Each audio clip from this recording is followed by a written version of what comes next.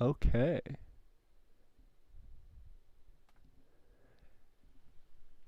And we should be live.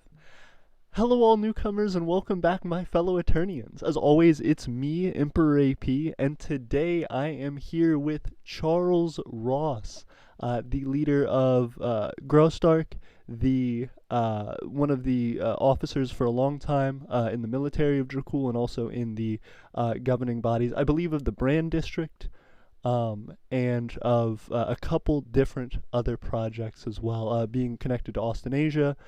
This man has a ton of experience in the micronational community, and I'm very excited to be talking to him. Aiden jumped in. Greetings, Aiden. How are you? Kingdom of Vistern, good to see you. I'm really excited to be talking to you here today, and I think initially I just want to give the audience a chance to get to know you a little bit better and to kind of hear from your own words what your experience has led you to in micronationalism. So please, Mr. Ross, take it away. Thank you. Yeah, no, it's great to be on the show tonight, and I know you're very a busy man with a lot of high profile guests. I'm honored to be among them. But for those ill-acquainted, I'm Charles Ross. I've been in the micronational community itself since the end of 2017, but I've been in the whole micronational phenomenon since the end of 2007 when I was in elementary school. Right now, I am the king of the the Unified Kingdom of Graustark and Dawsbergen, which has existed since 2019-ish. That has become more of a side project, more of a simulationist project. I've been slowly moving away from there. Now the main project that I'm associated with is I'm now the Shah of the desert realm of Rafistan, which was made up of a property that I bought out in the desert, like a Cal Sahara 2.0, in my own words.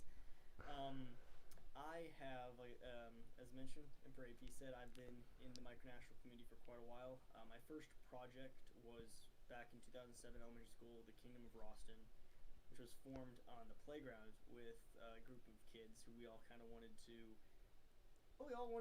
rule the school, you know. We wanted to have fun, wanted to be able to have a project that we felt would give us a chance to pretend to be grown-ups. So I declared myself king, and people just kind of went along with it. So that kind of was a little bit of a fun club almost till 2013.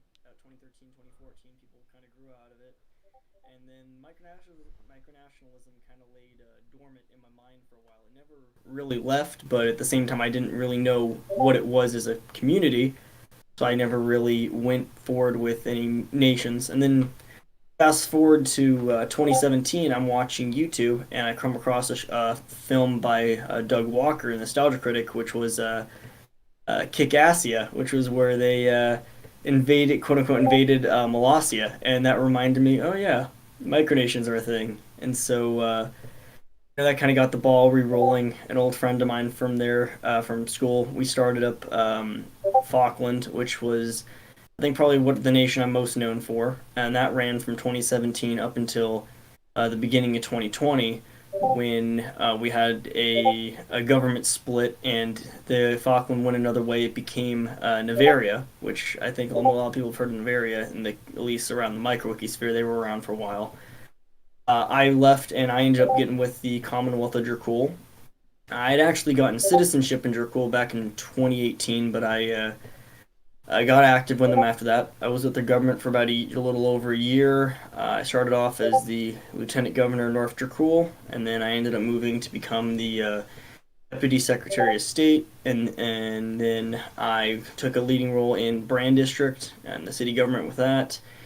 And then I began working in various departments in the government. I was briefly in Dracul's military, and then just last month, I ended up leaving Dracul. Like I said, we're all on good terms. It was just kind of I kind of wanted to get back as head of Micronation. I wanted to kind of get back out there, and so I rejoined with Graustark Dawsbergen for a little bit. We had that little war game with Dracul on online, and then my most recent thing was at the end of this year. I bought an acre and a half of land in northeastern Arizona, and I kind of decided to make a go of it as its own micronational project, as a way to have fun, as a way to get back, but to do it with taking all the knowledge that I've gathered over the years and bringing it into a new state. So here I am, the Shah of what has basically been described as a poor man's Iran.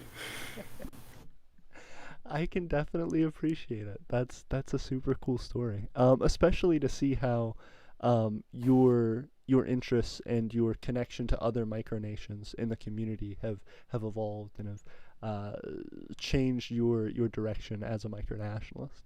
I will ask you if you don't mind to elaborate a little bit more, talking about the nation that you were a part of previous to Dracul, and then entering into, I suppose, connections between, just in general, going from being a micronationalist who was developing their own nation primarily, and then spreading into support of other nations. How did that happen for you, and kind of what made the transition from one nation to another nation to another nation? I think there's a lot, and it was case by case. For example, I think you're referring to Falkland, the nation before Dracul. Yes. What happened with that was as we were developing, civil control of Falkland was really held, but we had kind of a government going. A lot of it was a tight knit group of friends from my school I was going to. I was in high school at the time. But for me personally, I've always loved foreign affairs diplomacy, so I kind of made the promise to myself that Falkland would become everybody's ally, and kind of I went out as many micronations as I could. I kind of tried spreading the good word of Falkland and tried making friends with as many countries as I could. And then during that time, I brushed up with. I started working on MicroWiki more. I started editing MicroWiki more, and at one point, I don't believe it's there anymore, but I had the seventh most amount of edits of any account on the wiki, and I ended up becoming a in February 2020, and I'm still there. I became a admin on MicroWiki, and so I've been an admin on MicroWiki since February last year. And so while I was doing all this, I was making connections. For example, I joined Australasia and I ran the territory of Bregisland for a while, and then you know, got made friends with West Arctica. We had relation with them. Our closest ally for a long time was Flandrensis, but I think it was all just seizing the opportunities that presented themselves. One thing my dad's always said is luck is when opportunity meets preparation. And so that's very been how I've looked at micronationalism. While we're going through things, for example, Flandrensis, Falkland decided, you know what? We would like to try moving as more of an Antarctic micronation. So we relinquished a lot of the territory that we had here in the continental U.S. Some of that territory ended up becoming part of Australasia, which let me connect more with them. In moving to Antarctica, we got brought on to the AMU by Flandrensis, and we ended up meeting West Arctica through there. Then we ended up meeting Dracul, which became our first trading ally. And the more we expanded our social sphere of people we talked to, the more we came in contact with younger micronations, with smaller micronations, and the more, I started seeing, I wouldn't call it the degeneracy of the community, but I'd call it definitely a lack of effort compared to what it used to be, say early 2000s, 90s, early 2010s, when you had nations like Bahudi, you had nations like Cal Sahara, Molossia, make with large internet presences, but they were well done, and even Australasia. And I started seeing there's a lack of that, so I felt it was my duty, as a micronationalist, to help try bringing the community back to where it once was, as a respectable community, as a fun hobby, and not just a clusterfuck. It's become in a lot of ways. Yeah, absolutely. And so it's nice to hear, I suppose, about the different ways that you've been able to affect and be affected by the cultures of these other nations, and how it seems like to me that's created a lot of um, progress for you in being able to uh, being able to sort of bridge gaps between different micronations, and I respect that a lot. As far as the community stuff that you've been talking about, I definitely can feel that. I know for us, even starting out and trying to build up Oh, as. Emperor. Oh yeah. Sorry for interrupting. I just got a Discord PM. Apparently, some people in the audience, every time you get a Discord notification, it's showing up on your audio, so some people are getting annoyed by it. Oh, I've gotten a couple. absolutely. I appreciate that. Let me see if I can. Thank you for bringing that up. Let me see if I can't mute Christina from my Psycholia messaged Discord channel. me. Uh, Christina from Psycholia messaged me. That's where it's. no, absolutely. I appreciate it. Maybe this will help. I just muted it. Okay. I think that's doing it. Let Are we good? me do the same just to make sure. Okay. Crap, that's you. I almost muted you. No, that wouldn't do good. Absolutely. I appreciate it. And also thank you guys in the chat for bringing that up as well. We got it. As you were saying, sorry for interrupting you. No, thank you. I appreciate that. That's gonna help the quality of the stream a lot. So I knew I could hear it. Oh no. Okay, so I heard it again. Is that me personal? I don't know. So Are I'm gonna people mute adding me? myself as well. I was gonna say yeah, so I don't think I'm getting a ton. Yeah, I think it might be coming from me. Hold on one second. Just, it'll be a quick moment here. I apologize for this. This is something, it's not exactly what I want to do. God damn it, Christina keeps DMing me, and that's one of the, you're telling me that she can't hear it anymore is one of the, Christina, you son of a gun, stop DMing me. And now she's gonna DM me more because of the fact that I brought that up. Goodness. Okay. Well, I'm glad we figured it out. I'm glad we're getting moving on it. I was trying to think for a second about I suppose the different ways that micronations have been connecting throughout the different, I suppose, generations of micronationalism. And I definitely feel like there are some there's some big changes that have happened. I agree that there's some uh, you put it degeneracy, and I definitely think there is some lack of true filling for a lot of micronations. So I think I would love to hear a bit more of your thoughts on that and sort of what has led you to that belief. But also, um, do you think the micronations that you have been a part of, um, you have uh, you have seen them grow into or out of phases like that, and how uh, from your experiences micronations can grow and improve how they are seen and their legitimacy in the community?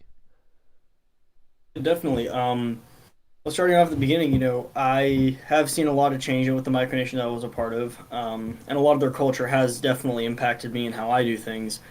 When I started off in the community, I'm ashamed to say I kind of fell into a lot of the same tropes that a lot of micronationalists fallen into, unfortunately. And I think one of the biggest reasons why was because, quite simply, there was nobody there to help me out when I first, jumped in. I was able to pull myself out because I decided, well, you know what, it's like trying to learn philosophy. If you're going to learn it, study from the greats. So I looked at the more well-known micronations, and I kind of saw, well, what are they doing? Well, that works for us, so let me try it, and it worked.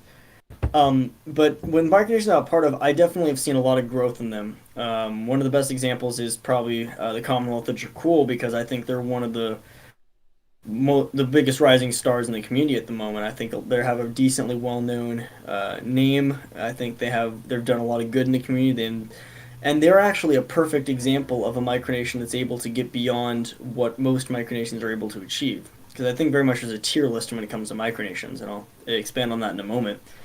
But what you're cool when they started off, they claimed to park a lot like a lot of other micronations. They were a republic. They were made up of four guys claimed to park. They started off with a little bit of whimsy. That had a kind of a little bit of they went through the phases pretty quickly, but they were able to start expanding. They were able to start getting citizens. They decided to be more legitimate. They decided to, and I think their biggest benefit is they decided to, instead of branching over the internet with random people from around the world, they made a policy of being Draculian first, and they went to people they knew in real life.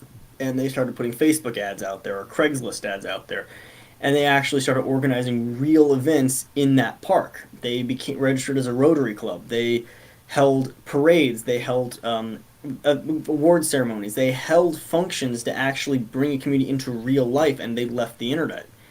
And because of that, they started hanging out with more and more well-known micronations. They started getting their name out. They started networking. They made friends with West Arctica, Flindrensis. They made friends with Sycoldia and Gradonia. Sycoldia, I think, is probably Dracul's biggest ally, just because they're so close in proximity. And that also helped them out. They networked with micronations in the Houston area. They had military drills. And they expanded their government, but they didn't overexpand like a lot of micronations do. They didn't just make a million government positions and half of them are empty. They developed the government very slowly and gradually, piecemeal like, as they had more people and more resources. First, they started with the federal government. They got their secretaries, then they made a parliament, and they had people to fill it. And then once they got people to fill it, then they started making smaller sub departments. Like they made a Department of the Interior. They made subcommittees like an energy commission, like a immigration bureau. Um, and they had some, and like all things, they saw what worked and what didn't, and they didn't waste their time on things that didn't work. When they first started, they made a civil protection, which was like a Draculian police. They had it for a few months. They realized, well, this is pointless. There's no way for it to work, and so they disbanded it. And they dedicated the resources to other places. And they also started getting involved with other micronations and helping people out with their program, their protectorate program, to help get micronations that are starting off to help get them in. Another thing they did that helped them out immensely was they stayed out of the drama. They worked with well-known people. For example, unfortunately, like what happened with Danny Morris, for example, when that all situation happened, a lot of people like to describe what happened there as drama. It was not drama in any way, shape, or form. They were incredibly internally well organized. I was around when that happened. They had a legitimate trial. They had a legitimate um, both inside and outside. They looked at their options, they looked at all evidence, and they did what was right in the interest of safety of their community. Just in case Yeah, our viewers are unfamiliar, could you expand on that a little bit? yeah. Real quick, the Danny Moore situation, which seems to be the micronational community zombie that never fully dies. Um, there used to be a micronationalist named Daniel Morris. He was the head of Newfoundland. What was it called? New Westphalia. He was the head of New Westphalia, and he was a decently well-known, respected micronationalist. And it came out that he was a pedophile, and so, or at the very least, he was sending sexually explicit imagery and comments to underage micronationalists, and he'd been doing it for quite some time. So he got ejected from the community, and what happened was, unfortunately, and this was the one thing Dracul's always had an issue with, is they're a very well operated micronation, but they don't operate within the normal community. They operate very much on the fringes with their sphere of micronations. They don't actively check the regular microwikis goings on. And so unfortunately Morse was able to lie his way into Dracul. He had basically spun the story as something that it wasn't, and he was able to deceive his way into Dracul. And he had been around Dracul for a little while. He was the ambassador of Dracul to Flindrensis. But once it was discovered what had actually happened, members in the MicroWiki community, like Jonathan Austin, the King of Farathnafel, before he left the community, they all came in and they talked about it and they explained the true situation. Dracul took action. And so I think that kind of goes to show an example of how they were able to do things in a professional way. And they didn't make a big stink of it, they didn't bring a bunch of drama upon themselves. They handled it internally and they moved on, and that's. Anyway, I know I've digressed quite a bit here into Dracul, because they're kind of my poster child for an example of a good micronation. Yeah. Um, Getting back onto the question you asked, other micronations I've joined, I've seen them evolve as well. Like I said, with Falkland it evolved, and now with Rafistan I'm hoping to evolve. And it kind of, like I said, falls all onto a tier list, where below tier would be the majority of micronations. A lot of them are started by kids. They're, you claim an area, a little bedroom as your property, and they're the ones that I don't. I consider them micronations in the philosophical term, but they're not active. They'll exist for a short time. They're overly ambitious, which I'll give them credit for. The next tier up are the ones that are more situated. They'll make a Discord server. They'll make a MicroWiki page. They'll maybe bring some friends from the school. A lot of them are still kids. But they'll start building, but they don't have a set goal in mind. They just want a micronation. They don't have a set idea or a set plan, and they're very run of the mill. The next tier up is what I like to call the functional micronation, where they have people on their Discord, they're actually doing things, and I think this is where a majority of the MicroWiki micronations, like the Discord, this is where the majority of them lie. They're functional micronations, but no one outside of this little niche area has any idea who the hell they are. No one knows who they are. Next year up, I call them the flag owners, and these are people who actually have the money, or they're usually a lot older teenagers, adults, the ones who have the money to actually, for example, buy a flag. They start doing things in the real world. Let's say they claim their house. They're actually going to put their flag in front of their house. They're going to talk to people around their neighborhood. They're actually going to start expanding in the real world. And then above the, one step above them would be like what I'd call is I think it's kind of where Rafistan is right now and where a lot of micronations are going. I put your empire in the similar spot. It's people who operate as a they can operate a government. For example, with Rafistan, the nation I'm running, we physically bought property. I bought that acre and a half of real land. We have a flagpole up there. We're going to let people visit the land. We're actually asserting a claim of sovereignty over the land. And while we still understand, the real world still applies. We're a micronation. We're able to operate as a legitimate state, sort of like how Molossia operated, or those more legitimate micronations, like a unrecognized country. And then above that would be the God tier, and these would be micronations that this would be what all micronations to strive for. They're the ones like Molossia, for example. They're ones that are able to get their name outside of the micronational community. They're micronations that people who aren't micronationalists would potentially be able to find and look up. Like I said with Molossia, I think a lot of people know Molossia. It's a weird oddity, and it's what a lot of people first saw that got them into micronationalism, and that should be the goal for any micronationalist. And West Arctica is another smaller example. These are the micronations that get real world press coverage. A good way to tell if your micronation's god tier is if it has a Wikipedia article about it. Hmm. Absolutely. Once Wikipedia gives your micronation an article, then you know you've reached that tier. And I think that's definitely one of the goals that I'm definitely striving for, and I know most serious micronational endeavors are striving for. Oh, Of course. absolutely. And that's one of the things that I think has been interesting for Eternia as well is the concept of trying to spread out and trying to grow, get your name out there, but also trying to figure out at what point you do which steps. That's something we did a video on not too long ago because we have this situation where you almost have a catch-22 as a micronationalist. You want to put your name out there as quick as possible. So you would love to just contact all these news outlets, all these different places, and say, hey, look at me, look at what I'm doing. But then there is a certain amount of proving yourself you have to do to even be taken seriously by other micronationalists. So it raises the bar a ton to be doing that to the general population of the world. So where do you go for your big marketing pushes, and what are milestones that make people feel more comfortable with a micronation and more secure in its success? Well, there's a lot of things, and I think one of the points you raised is actually one of the unfortunate truths of micronationalism in the community.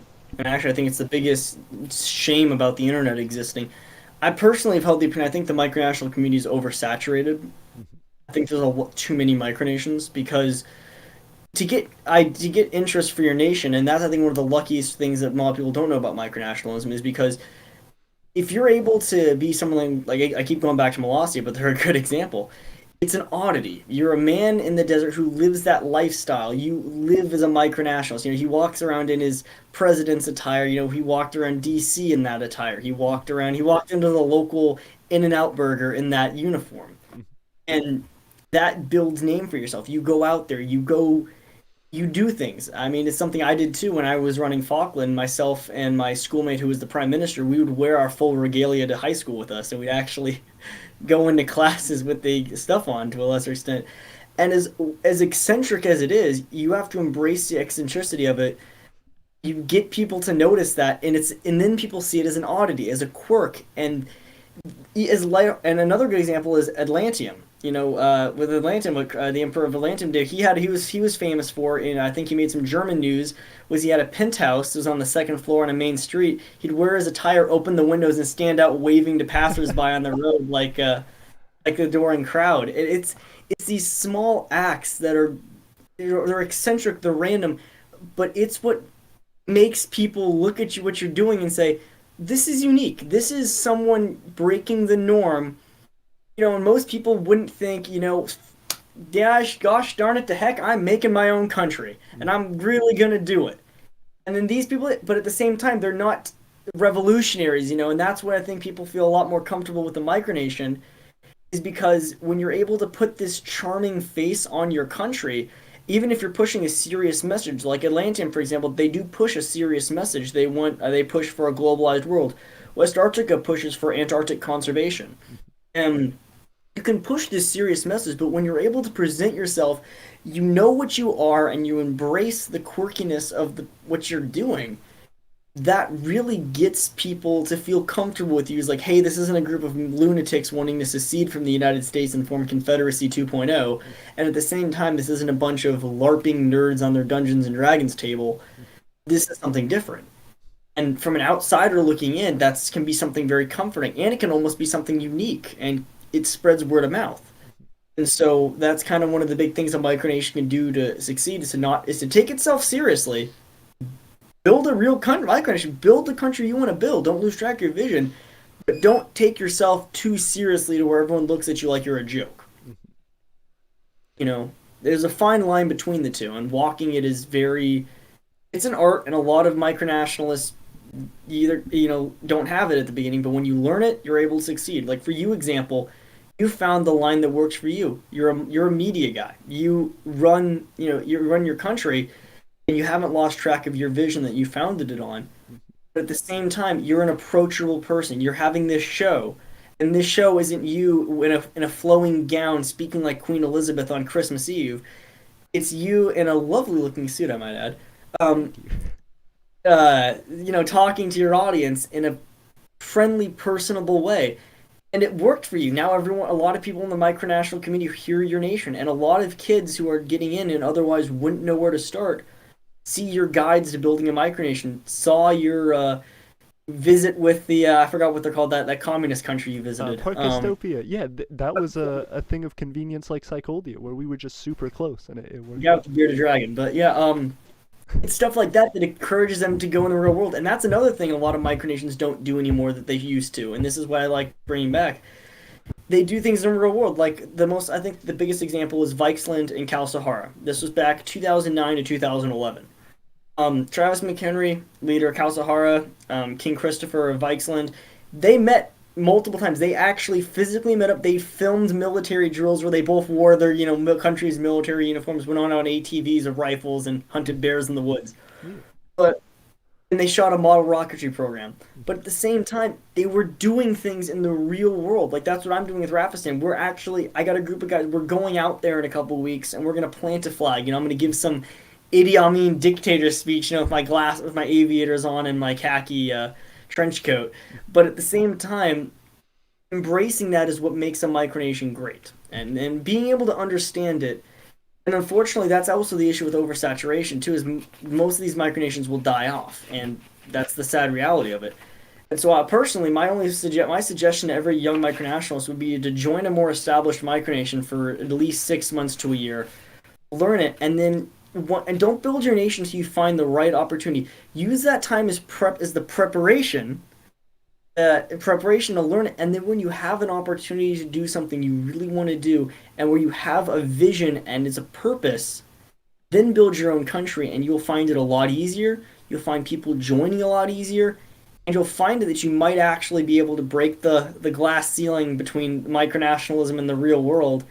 And you might show up in the next Vice video next time they show up in Microcon, because they keep fucking showing up at Microcon. Yeah, absolutely. I'm super excited for it too. People have asked if we're going to Microcon, and I don't know if we're going to Microcon because it seems expensive, but I want to do it. I'm excited. If you go, I'll buy you a drink, man. Because I would Hey, like to see you. Because Travis and I have a thing where we want to get drunk and walk down the street, but I don't think he's gonna do it. I'm gonna do I believe in y'all. We got this. We gotta get the full uniforms. We gotta go. The more it. people that we got to just like parade down the street in their I think it would get a lot of buzz. And that's the big thing too, and that's another sign of creativity right there. If a lot of people want their micronation to look eccentric, don't feel reserved. Don't just show up in a suit and tie.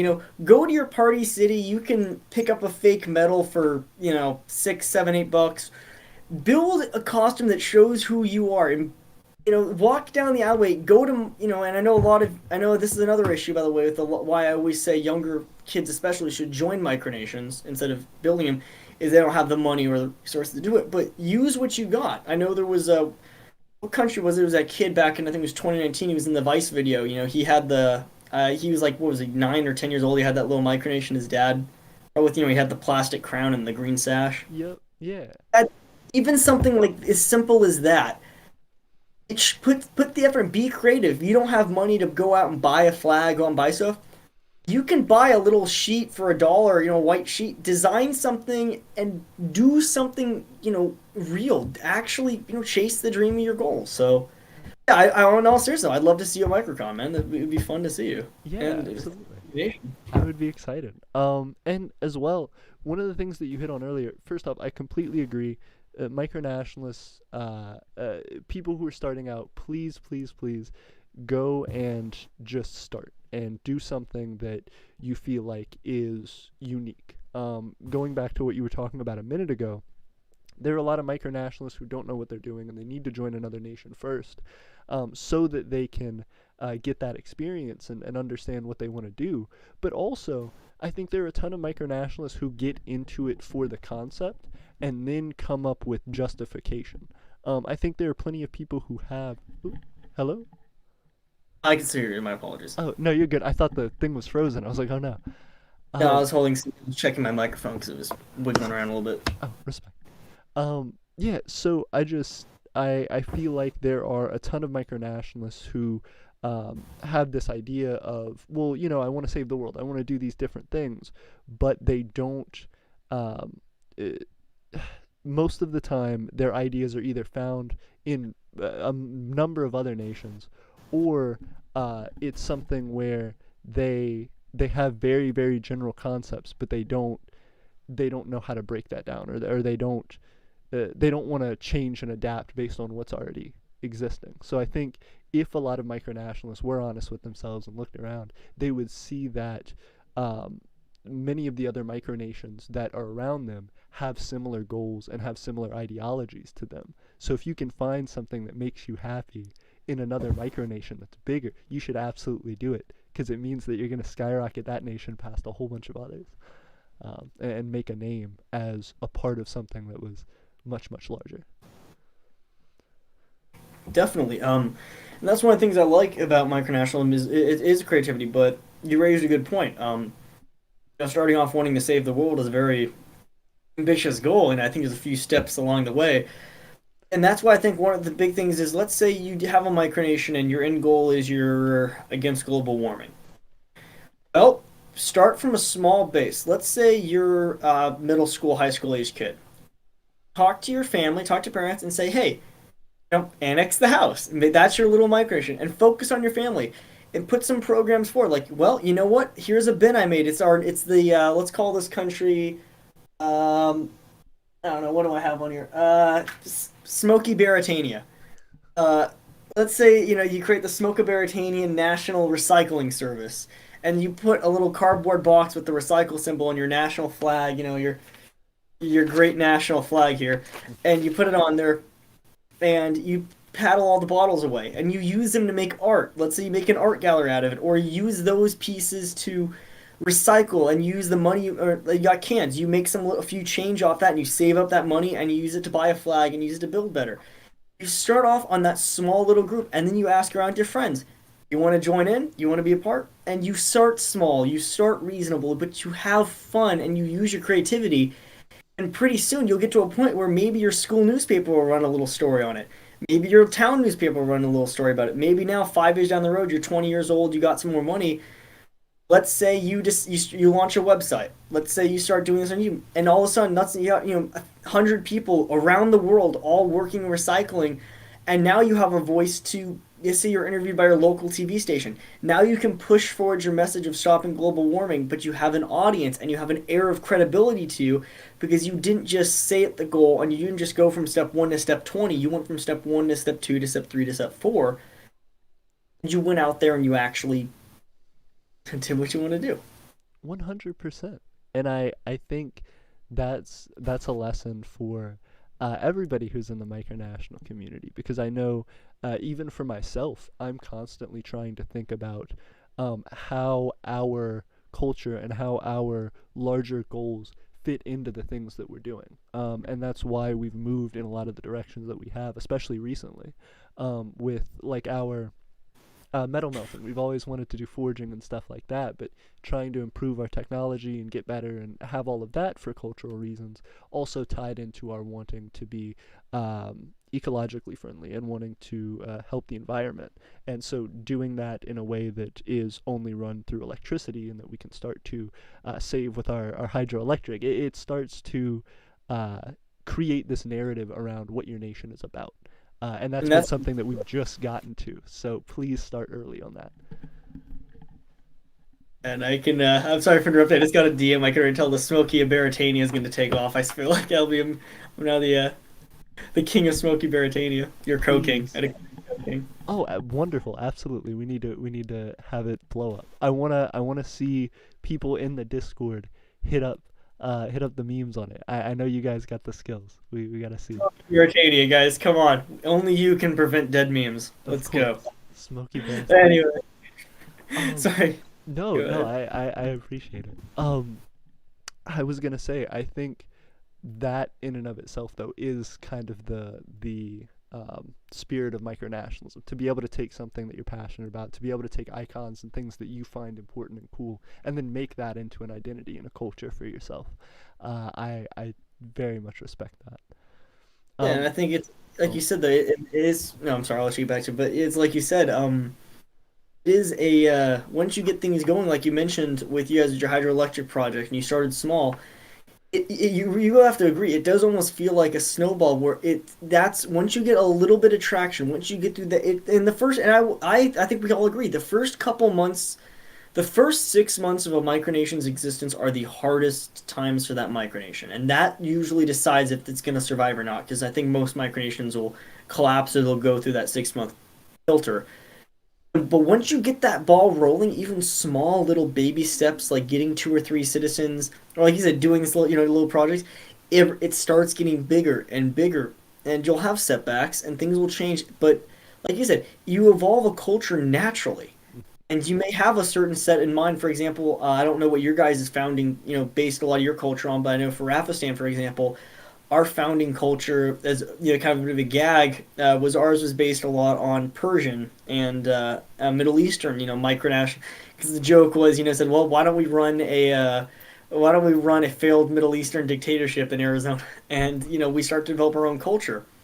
I know you got, I don't know what your guys' founding culture was, but absolutely.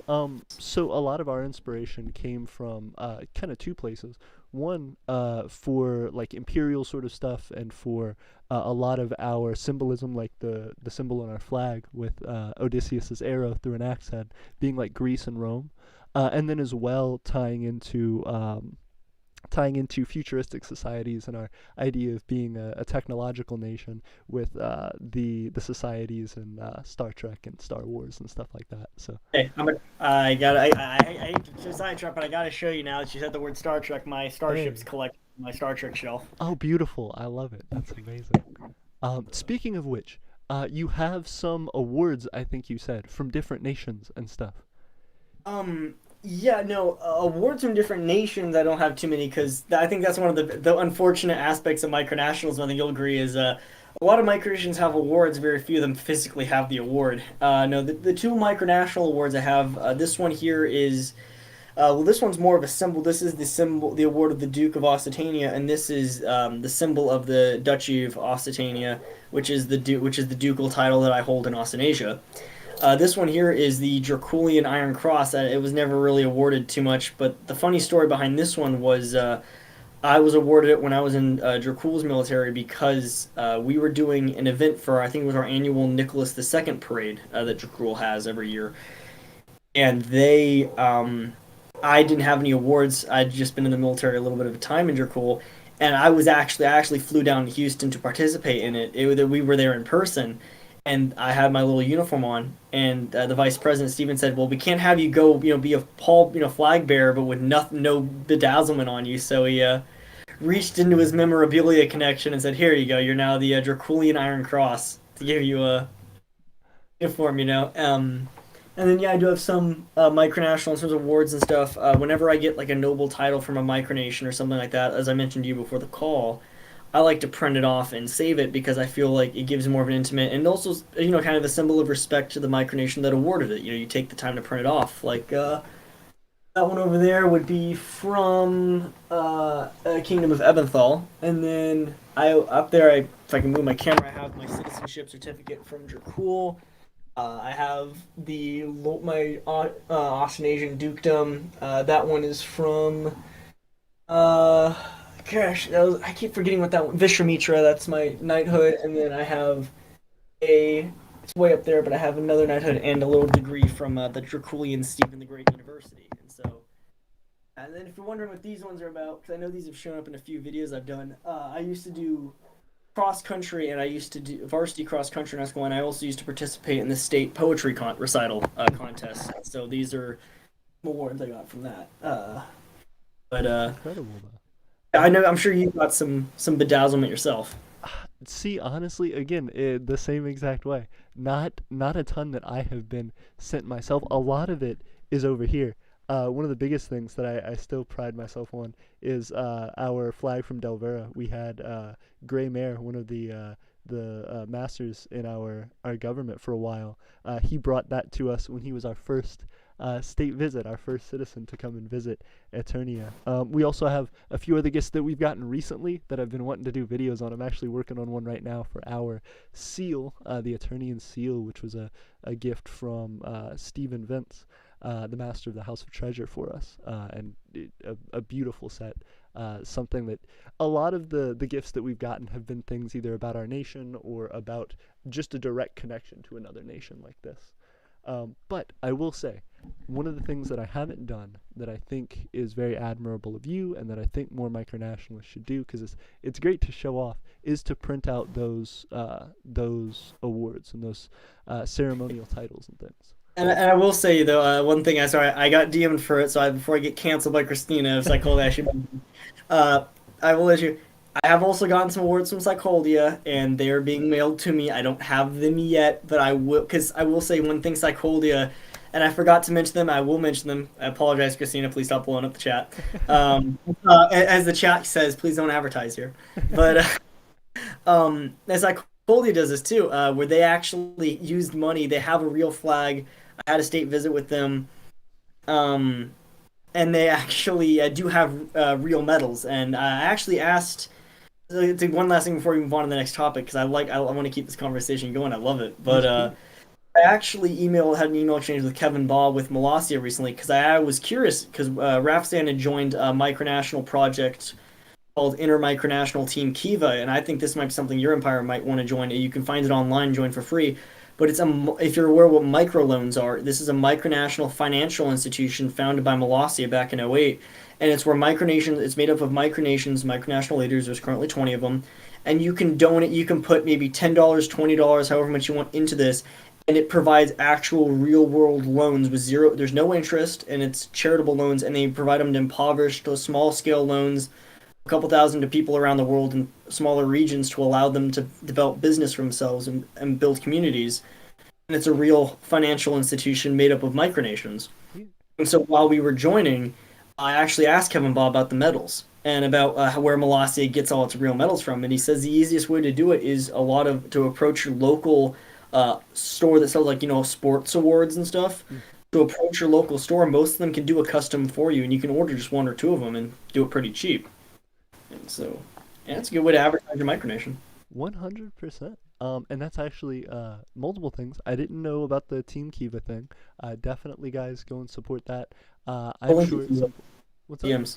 I'll send you a DM with the link to it after we're done here, so I can Please send it to do. you. And I will throw it in the description as well. I want to look into it for our nation as well. I'd love to do a video talking about it and learning more about I've heard about microloans in places like India and stuff, but I have never directly been a part of anything that's been able to do that. So that'd be very cool. And Um, if you do, and you're not under any commitment to actually send money, for right now we haven't sent any money over yet, but it's like I said, it's free to just apply to join it. But it's at any point you can put like $1, $2 into the pot, and it can help someone in a third world country. yeah, absolutely. And as of this year, the little group Micronational Team Kiva has been responsible for just over $2,000 worth of microloans Wow. to people around the world. Hey, congratulations, guys! That's amazing. We need to create an award specifically for that and send it out to all the Team Kiva people. Absolutely. Give it over to Kevin Bond at what is it, Microcon. I'm sure he'll take another award. Yeah, At absolutely, 30 absolutely. pounds of awards he already has. And there's a nation that I'm trying to think of. Similar, very similar flag, no emblem. It's purple and white. He was a guy at Microcon who, in 2017, I think, who was like, I have the list of all the micronational medals. I keep track of all the micronational medals. I'm trying to think of the name It's of kind that of country cool. now. Yeah, I'm trying to think of the name of that country. The reason I brought it up was we need to get in touch with that guy and have him make our medal a part of his official That category would system. actually be a cool micronational group, like like the Micronational Standards Commission, like a little group of micronationalists, kind of like Lil Yamo, but it's not like a group that keeps track of the flags of the micronations, time zones, medals, maps. It would be kind of cool as like a standardized micronational atlas of the world. It could It be a would be. kind of a cool, and it would be a milestone for micronations to reach. Like there could be criteria to be considered a micronation. Like you have to be around for a set amount of time, you have to do something, and that would help encourage people more. 100%. And I Another thing think, that's happening after this is done. yeah, absolutely. Well, and that's one of the things that I wanted to say as well. So I think there have been like parts, bits and pieces of that throughout the community that people have kind of taken on. We have the micronational map. I know there are multiple other micronational maps out there, but also with again, I need to think of that micronation's name at some point. But the medal system as well by another micronation, and then um, I have really wanted to get into doing a um, micronational like Guinness World's Records sort of thing. Just the biggest records, the biggest achievements by any micronation in a whole bunch of categories. And I'd love to have a standard for that and awards that people could kind of compete for to try and get first place in. So yeah, I think that would be cool to see all of that come together in one place on the internet. I feel like that's kind of what MicroWiki is, though, right? Like a collection and documentation of all nations. Yeah, and unfortunately, that's what become, and that's another thing I'm interested because, like I said, I'm a wiki admin, so that's right up my alley. And this has actually always been the message I've tried getting across, but it's unfortunately not the case. MicroWiki's purpose is to be, like you mentioned, it's meant to be like the Library of Alexandria, but for micronationalism. It's meant to be a place where people can catalog information about their country. It's meant to be. It was founded back in '05. It's meant to be. Yeah, it's a depository for micronational information. It's an encyclopedia for micronationalism. One of the unfortunate things, I wish we could fix, and it's kind of intrinsic with micronations being self-proclaimed, is there's very little in the way of reasonable verification. No, there's no reference source material, and that's one thing I wish would change. I should add more. People should use their sandboxes more on there to actually edit a page to get it ready before they put it public. And the one thing that's always bugged me about there being a micro wiki community as opposed to like a microsphere, micronational community is people look at the wiki as if it's the end all be all of the what makes micronationalism. Well, at the end of the day, it's honestly, like you mentioned, it's purely meant to be a repository for information, and that's how I've always viewed it. And I wish more people would view it that way, but unfortunately, a lot of people don't seem to look at it that way. And that's another Absolutely. barrier that prevents micronational expansion too. Is a lot of micronations will be bottled up only in the wiki. Absolutely. And I think that goes to the wiki's credit and also to its detriment, just in the sense that there is this certain official feeling of having something on a wiki. And so I think that a lot of nations, especially people who are new to the micronational community or who haven't engaged with other areas of the micronational community, would absolutely feel like, well, I've gotten on MicroWiki. What else do I need to do? I'm a nation. Everybody can find me now. And especially when checking for references, I think you're right. There, I think most of the community, I don't know of any area of the community that doesn't accept the MicroWiki or doesn't like use it to some degree, but I would be curious to know if there were a way to systematically connect the MicroWiki community to other like larger micronational offshoots. Because if you could do that, that may help. Well, yeah, no, definitely. Yeah, I think the thing of the micro and there can be a micro wiki community. The problem is, I believe always a micro wiki community should always be focused on editing the wiki. It should be a wiki editing community, not a micronational community. And obviously, there's a lot of crossover, which is one of the reasons it formed as it is. Um, but definitely one of the biggest ways to the micronational community can get together is instead of the micronational community coming to the wiki, if the micro wiki community expanded outward to micronationalism. Now, I think one of the reasons the wiki has been able to, become such a mecca for micronational entanglement is because it's seen as something that can hold them all together as a central point in the community, and I think that's definitely one of the reasons why it's so prevalent, and that's why I think there should be growing. But I think micronationalism should always be. That's why I think it'd be cool if it'll never happen because it always goes Yamba. But if there was a micronational United Nations, that would be pretty cool because I think there would be that'd be a new central focal point, and if it were ran less like an organization, more like it's a community within itself.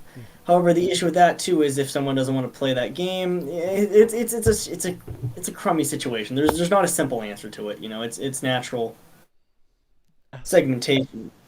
Yeah. But yeah, they're going good. I know you're No, trying to talk. I was jumping in front of you. That's my apologies. Yeah, bust at you. But anyway, um, in the micronational community, yeah, when it comes to this kind of stuff, I very much agree. I'm sorry for looking off topic. I'm checking the chat as it comes in. I mentioned Yamos and I got immediately bombarded with messages about the OAM, which was an old micronational organization that was really doing good for itself. Had over 100 members. It was a good community. And then while I was general secretary of it, it crashed and burned Oh no. in 2019. So. The attempts. Oh goodness. Still though, it's I have never been put in this situation, but I've seen it time and time again. It is very hard to run something that like other people like started and formed, and then to get like thrown into that position of leadership. I think is quite difficult because it's just not. Uh, I don't know. Was it something that you had set up directly, or was it something that you had kind of incorporated yourself as a part of? Are you talking about the OAM? Yes. Or no, I joined that. I joined it. It was the second organization to be called the OAM. The first one was around in the early 2000s. It from like 2011 up until around 2016, 2017. The second one was a rebrand. It was actually founded by I don't know if you remember him, Zerrell Smith of New Eiffel. I don't know if you remember him. He I was don't think I've had too much interaction, but he left the community last year following some scandals, but he has the record as the most amount of edits on MicroWiki of any user ever. mm, very He cool. is a he would spend like an absorbent, uncomfortably large amount of time on MicroWiki, like 18 hours plus a day editing MicroWiki. Very Jeez. to a detriment of his health. That's why he left. Oh goodness. Still though, But that's incredible that one person built that entire wiki. Just yeah, all yeah, the well, time. yeah, he founded a group called the New Eiffel Union of Micronations as kind of an organization, and then we ended up joining at the beginning of it, but we were, I think, the fourth or fifth member state to join. But we definitely took a leadership role in it, and then over time, it ended up growing with another micronation called Emosia, which isn't as well known, but they were actually formed by a person I used to go to school with, and we did a lot of state visits because the nation was about a block and a half away from where I lived at the time. Oh, So, perfect. but we took leadership roles and we renamed it and stuff. But no, to answer your questions, no, I didn't. I wasn't a founder of it, but I very much did hop in, and then I led it for a while, long while, and then I ended up handing over reins to some other people. They didn't do a good job. Yeah. It crashed and burned. I can't. They asked me to come back at the point where nothing was salvageable, and so I kind of Yeah. was there the last 48 hours, and then it imploded. Dang. But still though, I mean that's admirable, I suppose, to know the situation that like this isn't gonna go well, but how do we smooth this out as much as possible? My attempt, my well, at least what I tried doing was I formed a follow-up organization to it, kind of transferred some people over, kind of a rump faction, and then it just kind of fizzled out because it's a lot of people agree the fundamental issue with the ammos is they never work Well, ever. that's what I was gonna talk to you about. My opinion on it is that I feel like it's a money issue. Like, micronations are, because of their nature, I think, in a lot of ways, self-interested. They wanna show off to the community. They want to connect to other nations, but ultimately, they're trying to do whatever it is that can help their nation to grow and to move forward. And so, I think it's very hard for any micronation to put any large amount of time into a micronational organization. But I think if there were an implementation of uh, some funding behind that, if there was some purpose that a micronational organization had, that everybody was financially tied to it to some degree. All the member nations were had a vested financial interest in what happened there.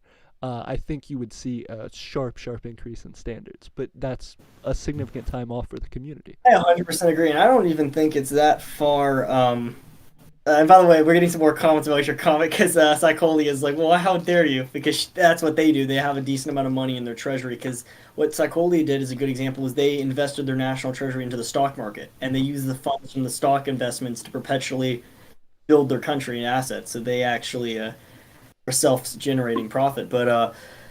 And I will say, I know because of the way the camera looks, I look like Sid from Ice Age, but like the camera, the way my eyes are looking. No, But I anyway, understand. I continue on to what you said. It's not actually that far off of a possibility. I think, like you said, going on to that, I think a big issue is there's not a lot of micronational leadership in these organizations. Not a lot of big players are willing to get back in with organizations they've been scorned before.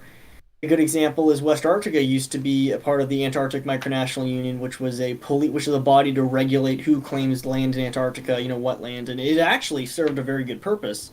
And it kind of fizzled out at the end of 2017. It was a brief revival, but it's kind of gone downhill. West Arctica left that. Dracul was part of a couple micro-organizations, but they got scorned over by them, so I don't think they'd be very cautious about joining another organization for them. Australasia was part. I think they're still part of the GUM. I don't know where they stand on that. I don't follow GUM affairs as much because I've always been against openly anti-GUM because I don't like their policies. But I think if a micronational organization came into existence and it had a little bit of funding, let's say four micronations that were decently well known, pulling out of my ass, Mike Rafistan, your country, um, Australasia, and Dracul. Let's just pulling it out of my ass here. Those four nations got together and they set up a little bit of charter and they founded a micronational organization, but they had the power and prestige behind them. They could then impose like rules of formality, making people learn to be professional, teaching them these, moderating them. And let's say all those member states, all of them put up $100, and they had a little regulatory body like you had to be 18 plus, and that's another issue with the community. Well, it's not an issue, but a downside is a lot of kids, too many kids. I think it's uncomfortably large. It's weird. It's the community shifted in demographic from what it was about 10 years ago when it was a lot of middle-aged men. Now it's a lot of younger individuals in the community. It's demographics have definitely changed, but I digress. If an organization like that came into existence, I think at any moment it could come into existence as long as there were a small group of people that donated a little bit of money and were willing to actually put that money forward, because that's the big issue right there. A lot of micronations have the money. There's just a certain amount of thinking, well, do I really want to donate $20 and throw it into the pot of, some micronation? And also, there's always a worry of, once we get an organization and we're starting to throw money, real life money around, what's the risks involved here? Let's say that organization blows up in a hailstorm. Who's managing the money? What happens to it?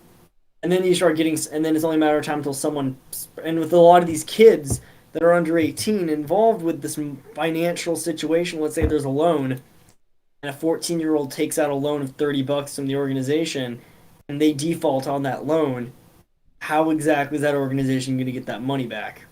And then you're entering some real world legal issues, so Ab- possibly. yeah, absolutely. And that's why I think that's, I suppose, why I put that standard on it, is to say, well, they need to be financially tied. Not necessarily because there is some great benefit to being financially tied, but because it defines responsibility for it. It makes it to where you can't mess it up, because if you do, there are large stakes. That this needs to be something where these nations have already set up trade agreements, have plans for where this thing is going for potentially years down the road. In that case, those would be the good kind of members. Personally, I think the best way to get this going, and another thing we'll talk about after the stream, one thing, a lot of micronation, I'd love to hear back from some people in the audience, DM me on Discord, actually like to hear about this. It's sort of are you familiar with the European Economic Community? Because a lot of people think of the EU and they think of the crap EU, but are you familiar with the proto EU, the ECC? I'm not. Please inform me. So back in the 80s, 90s, when they were first starting this whole idea of, a centralized Europe, they formed the European Economic Community. And it wasn't the EU as we think of it today. It wasn't all these rules. It wasn't a European Union. It wasn't, one state. It wasn't this all, whatever your opinion on it is, it wasn't like that. It was a trade agreement. It was a currency agreement where nations still had their own currencies, but it provided a standard to back it up and based on real stuff. And it was a cooperative, an economic cooperative. And I feel like that could be founded in micronational with a couple large micronational, states in respect, forming not a UN nation, to regulate, not an organization, but an economic community where these micronations shared trade, they shared an economic policy where they could have their currencies, but they could all back them off of a singular treasury that could actually produce money. They trade with each other, and it'd be a diplomatic sphere where they could actually have real life meetings. And another thing that's gone out the window is no one has real life summits anymore. There was the Polynation Summit of 2012, was the Micronational Summit, there was the Lost Summit of 2006. Outside of Microcon, there are no summits anymore, with the exceptions being, of course, the GUM Summit and some smaller ones outside of the US. But it could be a really beneficial group to form some form of new ECC, but for micronationalism. Absolutely. And I think that ultimately becomes into that larger question of like when you do certain things, because I absolutely agree, having something like that founded is going to be a staple, a milestone achievement for the micronational community as a whole, And it having would be something. more Oh, sorry. good. Yeah, and it would be more than just economic too. It would be diplomatic, and they would be able to help each other out with. Let's say newer micronations joined, there could be different classes of membership. Let's say observers with the newer nations, more established ones could be members. Those observers could be helped by members. Let's say they want to build a website, or they want help, or these smaller people. And helping them get these steps. This would be a genuinely beneficial thing, and the more we talk about, the more I really want to do it. Well, I will say this. So Eternia has something that we're doing that's an internal, similar sort of setup where we have our prestige system, and our prestige system essentially allows people to come in either as a citizen, as a foreign dignitary representing some nation, or as a sovereign.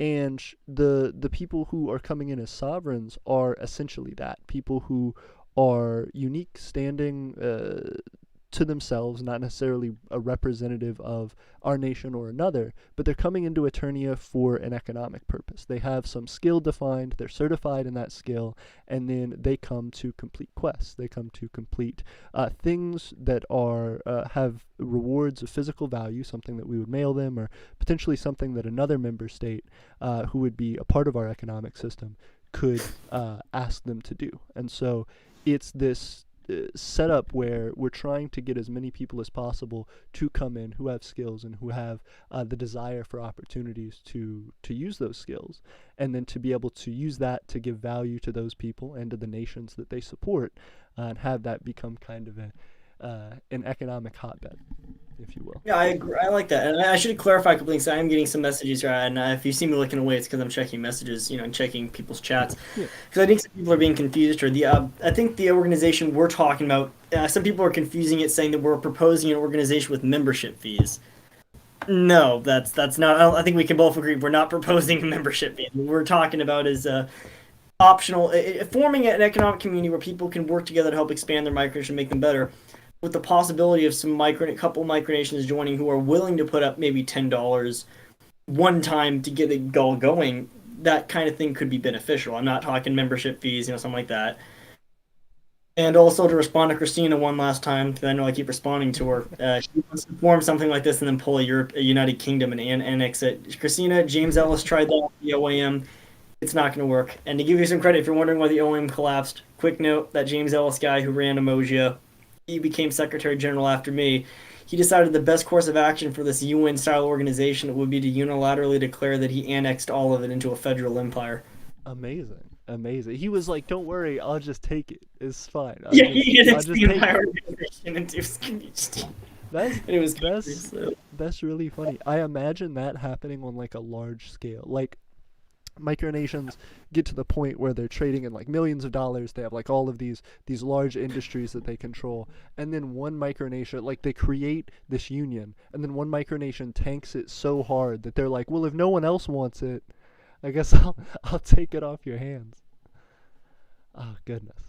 The Um, I feel like it's kind of funny because I feel like people listening to this right now are hearing us talk about this and they're getting their because the way our reactions are, I know we're thinking of this and like, oh, we could be like, actually build a community for the country, to build an organization like to help out, economic and trade policy and diplomacy, which is what I'm more focused on. No, I'm not focused on the money part and just discussing it. I feel like a lot of people are looking at this and thinking, well, give me money and you can join our cool kids club and you can pay us the shekels, well, goy, join our my community. yeah, my thought process on it was actually kind of the other way around. Like, yes, it I suppose by nature would have a cap to other micronations who couldn't enter it for free. But the thing that I was talking about was something that would be like, Everyone can join for free. It's an optional yeah, thing, but yeah. well, just in the concept that I was talking about a micronational organization needing to work by having financial ties, was just the concept that like if your micronation is large enough that they are taking regular large scale monetary trade agreements between other nations and they need something to uh, formally organize themselves with a lot of other host nations and come up with agreements and things like that. If it's that big a thing and it's designed to be successful because it's necessary for those nations, if those nations are all financially tied to the rules and regulations of that because they're already dealing in these large, potentially hundreds of thousands or $1 million industries, if at that point something is set up, it's because you need it. It's because it can't fail, or else everybody is at a large financial loss. Not And necessarily that. they're starting to sound like the 2008 banking system. It's too big to fail. Well, Yeah. absolutely.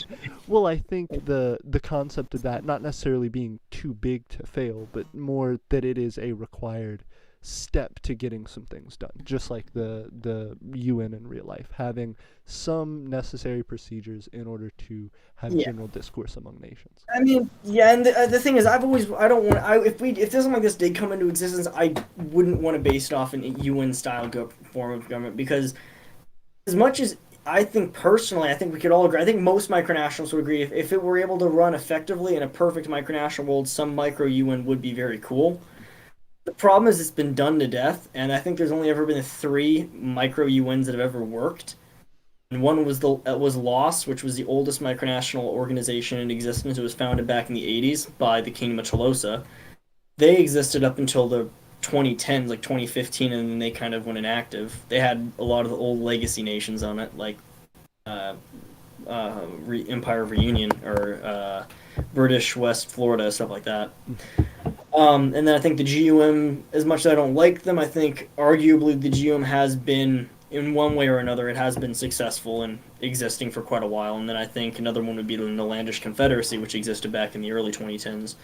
And I think the OAM, to a lesser extent, the original one, did good. But anyway, the point I was getting was I think that we're starting to stick too much focusing on the economic policies of it. I think that could be a facet of it, but I think kind of God, and this is going to be crucified for saying this. And I know everyone in the chat's going to take this out of context, and it's going to bite me in the ass for saying this, but like United EU ish, European Union ish. I don't want a micronational European Union because ideologically it could work. Um, I don't think ideologically a European Union micronationally could work because there's not enough of a shared a centralized identity like there is in the European Union. Also, I don't even want to begin to talk about immigration policies and stuff like that because, regardless of what you think about it, taking that sovereignty away from individual micronations is not something I think anyone would want. And it also infringes on the individual creativity of the micronations in question. For example, if a micronation wants to jokingly be fascist, regardless of if they're legitimately a ethno state or if they're just some people LARPing fascism, like I'm low key doing in Rafistan, it would be a disadvantage to have that kind of community. So at the same time, uh, something kind of like the EU would be has always been something I imagined with micronational community is instead of being like like a UN where they're putting rules passed down to other nations, a community designed more as like a joint place for trade, economics, diplomacy, a unified area for that, and it would be kind of an organization. Of course, there would be some rules, but it would be something decided not by a hierarchy, but by all the members together. They could have it could be a little bit of a parliament, kind of like EU. I guess there could be a little representative group assembly parliament to to help make rules and help decide. But it would be more than anything else a place for trade, for diplomacy, and a place for people to have a voice, and a people for smaller nations to have a voice, and a place to help teach smaller nations and to bring the community back to the heyday how it used to be. I don't like to say in the good old days. I know I'm a bit of a sentimentalist, to borrow a phrase, but I feel like with some micronations in control that are actually competent, again, nations like Dracul, nations like to a somewhat extent Australasia, it's hit or miss with them.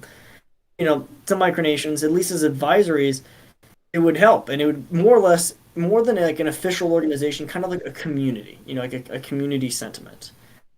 Because I think the biggest issue we'd have is getting well-known micronations, or not even well-known micronations that are worth the damn.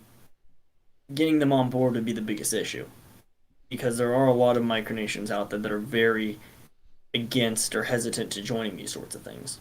Absolutely. And I definitely think a lot of it is about finding micronations that have as alike goals as possible, because I know that's one of the things that's made Eternia very hesitant about micronational organizations and being against many micronational organizations, is just specifically the idea that we have this empire that we're trying to grow. And so we're trying to move economically very quickly, and we're trying to find ways to utilize the resources that we have in order to build more and expand more. So that being the case, we have this necessity that the people who are working with us and the groups that we invest our time and efforts in also have some uh, like-minded path that they're going toward, have some economic development, have some connection to a trade that's valuable to us. And so our our desires for a micronational organization as an individual micronation would be very, very tied to sort of a stricter form of a setup and a um, a very deeply connected and deeply rooted pact between the organizations that would be connected, so that you could ensure that there are some overarching goals that are always being being reached for. And I feel like micronational organizations can change significantly their policies and their interests depending on who's in charge and depending on the initial framing and setup of the organization. Yeah, I agree, and I think it's kind of funny how we've gotten down this path. I enjoy the conversation. I don't want to stop. I like these conversations. In fact, I had an idea to bring up to you tonight. It's a bit unconventional, but I give it a try. Um, that we're talking about, this organizational ideas and stuff. It's all a fun thought experiment. At the end of the day, it is all a fun thought experiment. But micronationalism at its core is, this independence, and we wanted to build real nations. And I agree that I think the best way for a ball like this to be rolling wouldn't be with, and I think I talked about earlier about baby steps with a micronation can also apply to micronational groups and organizations as well. Instead of building this grandiose organization, starting off with a few trade deals. For example, pulling a couple nations out of my ass, your nation, my nation. Let's say theoretically we formed a trade agreement or a financial agreement, and we actually had some economic ties, and it worked.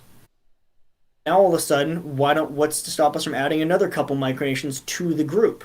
And over time, it would form a an area. For example, I don't even think take my nation out of the equation. I don't think my nation's it's only been around for a little while. I can't call my nation a big nation. Let's say Psycholia, for example, because I got Christina on the brain. Um, let's say Psycholia and God, uh, Psycholia in your country. Screw it, Psycholia in your country. You form deeper economic ties. You form and stuff. People see it and people expand. I think that would be a way to start such a thing. Give it a try, run. Start off small, but let it evolve naturally. Start off with just like a diplomacy, but not just this regular small diplomacy, like regular treaties, but actually build these kind of communities. And eventually you have a community and you have more people joining with you, expanding your influence, networking, and you have this interlinking alliance, a group of countries that work together for a common goal. You don't need all the bureaucracy of an organization, you don't need all the bureaucracy of this stuff. And letting that naturally develop, um, it would be incredible. Um, I could see it happening. Like me personally, I'd love to be involved. Throw any weight I have behind it. I don't have any weight though. I'm like what real life and in the community. I don't have any weight. Ask anybody who's met me in real life. Ask anybody. I'm not the biggest guy, but But no, I talking about a connection between specifically your nation, my nation, or Psycholia and our nation. The biggest thing that we look for, and the thing that we've been eager to start getting with other micronations, the um, is the connection to some valuable trade item. So if we can find something of interest that we can make into something, or that we can trade with another nation, or if we just see something valuable, then we want to do something with it. We want to make some trade agreement because we are now finally at the point where we're starting to create some more valuable things. So the more that any nation, no matter what their size is, we have a way now to reach out to us. We have a PO box that you can send us things. So if there's any item that your nation or any other nation listening to this has that you think might be interesting or valuable, please hit us up. We would love to do a trade simping agreement. for free stuff. He's simping for free stuff. Simping for trade stuff. You like these? You like these aluminum ingots? You like these copper ingots? We got some valuables. I'll trade you if you make me some coins. Hey, no, that's reasonable. Yeah, yeah, we could. I'll query you some rocks from my desolate wasteland that is Rapistan, the nuked wasteland. Amazing. Rapistan. You gotta get one of those rocks that has like the gemstone inside it that you crack it and it has the. I mean, I will say we're right next to petrified forest, so we might have some petrified stuff in the Ooh, nation. that would be super cool. I would love to. I would love to hit it up. I'd love to make a trade agreement. But anyway, that's all for the after show because I feel like that'd be kind of funny to stream an after show, honestly. Yeah. But no, what I was actually going to suggest was I don't know if you consider this. I think it might be interesting to see. I know we have quite a few people in the audience who are listening, and some people who might want to join. Like I know I got Mike Lewis from Lindenwick, like Christina, Stephen, and people joining. They're all on Discord. People might be interested in joining the call in a little bit. They can ask some questions to us. Maybe hopping on. Just saying. Yeah, absolutely. I would love to have additional people join. I think the biggest thing is that I'm trying to figure out if I can do like how many different individual interviews I can do, and then I want to try and set up times where we can have like a group discussion. Like it'd be cool to be Well, like, here's all these nations talking about thing. well, yeah, let's keep this interview going between us because I said I'm here as long as we want. I'm enjoying this conversation. Yeah, After we're done, let's do a little after show after we're done with the main podcast here, and then we could try bringing some people on who have questions. Kind of that way it's not part of the whole main thing. We can see what a.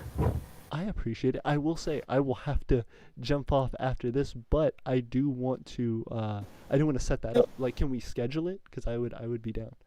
We'll schedule it. Yeah, Awesome. community question time. But anyway, let's keep this going. Let's keep this. Let's get back on top here. Let's get back on track. Absolutely. I feel like the biggest thing for me that I've been curious about knowing about you and how it's affected your view of micronationalism is you're a big libertarian and you have done a lot in your community supporting the Libertarian Party and candidates.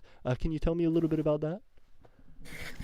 Yeah, that does definitely seep into my micronational philosophy a little bit. It does seep in terms of, as I've talked about, micronations being creative, being letting them, run their own affairs, letting them be a, big micronation, letting them do their things. But what I do find kind of funny and is this has kind of showed up in I have a different micronational philosophy than I do as a real world politic philosophy because they're very different animals in terms of the politic or the political situation between them, the politique. When it comes to micronationalism, I've always been a bit of a monarchist because I think I like republics and micronationalism, but I think there's only been a very set small amount of republics that have been able to make democracy actually work. Um, and even the ones that make them work, it kind of ends up being kind of like a Russian democracy where there is democracy, but is there? But Easy to step um, in. yeah. So I feel like one of the tried and tested stable form of micronationalism is some form of monarchy because excuse me, excuse me a Bless you. moment. Bless you. Shoot. Yeah. But I woke my dog up. But anyway, uh, with the monarchy or any form of micronation, when there is a strong head of state, at least even without official power, is it provides a tangible thing that can anchor the community together and can step in to keep it afloat. With the monarchy and micronationalism, there is a lot of advantages to it, and there's a lot of advantages that come with it. For one instance, with the strong head of state, they can be like you are, or they can be a mascot for the country. And even republics tend to have one of their founders always ends up being the mascot of the country. So it always ends up happening, especially on a small micronational stage. There's always one person or small group of people that are the driving creative force in the country. You know, as much as there may be other groups, they're still the main driving force. When it's brought up in a monarchy, it also lets people kind of escape to a bit of almost like a fantasy world. It's a bit more of a meritocracy where you can be a lord or a lady or a madame or monsieur, marquis or marquise, and you can be. It's an escape. As I hate quoting from the damn Viking, but to borrow a phrase from Anastasia from Ruritania, it's not role playing; it's a lifestyle. And it Absolutely. very much, and I think we can all agree, it very much is a lifestyle. Uh, walking around in your bedazzlement is definitely not something the average Joe or Jane does.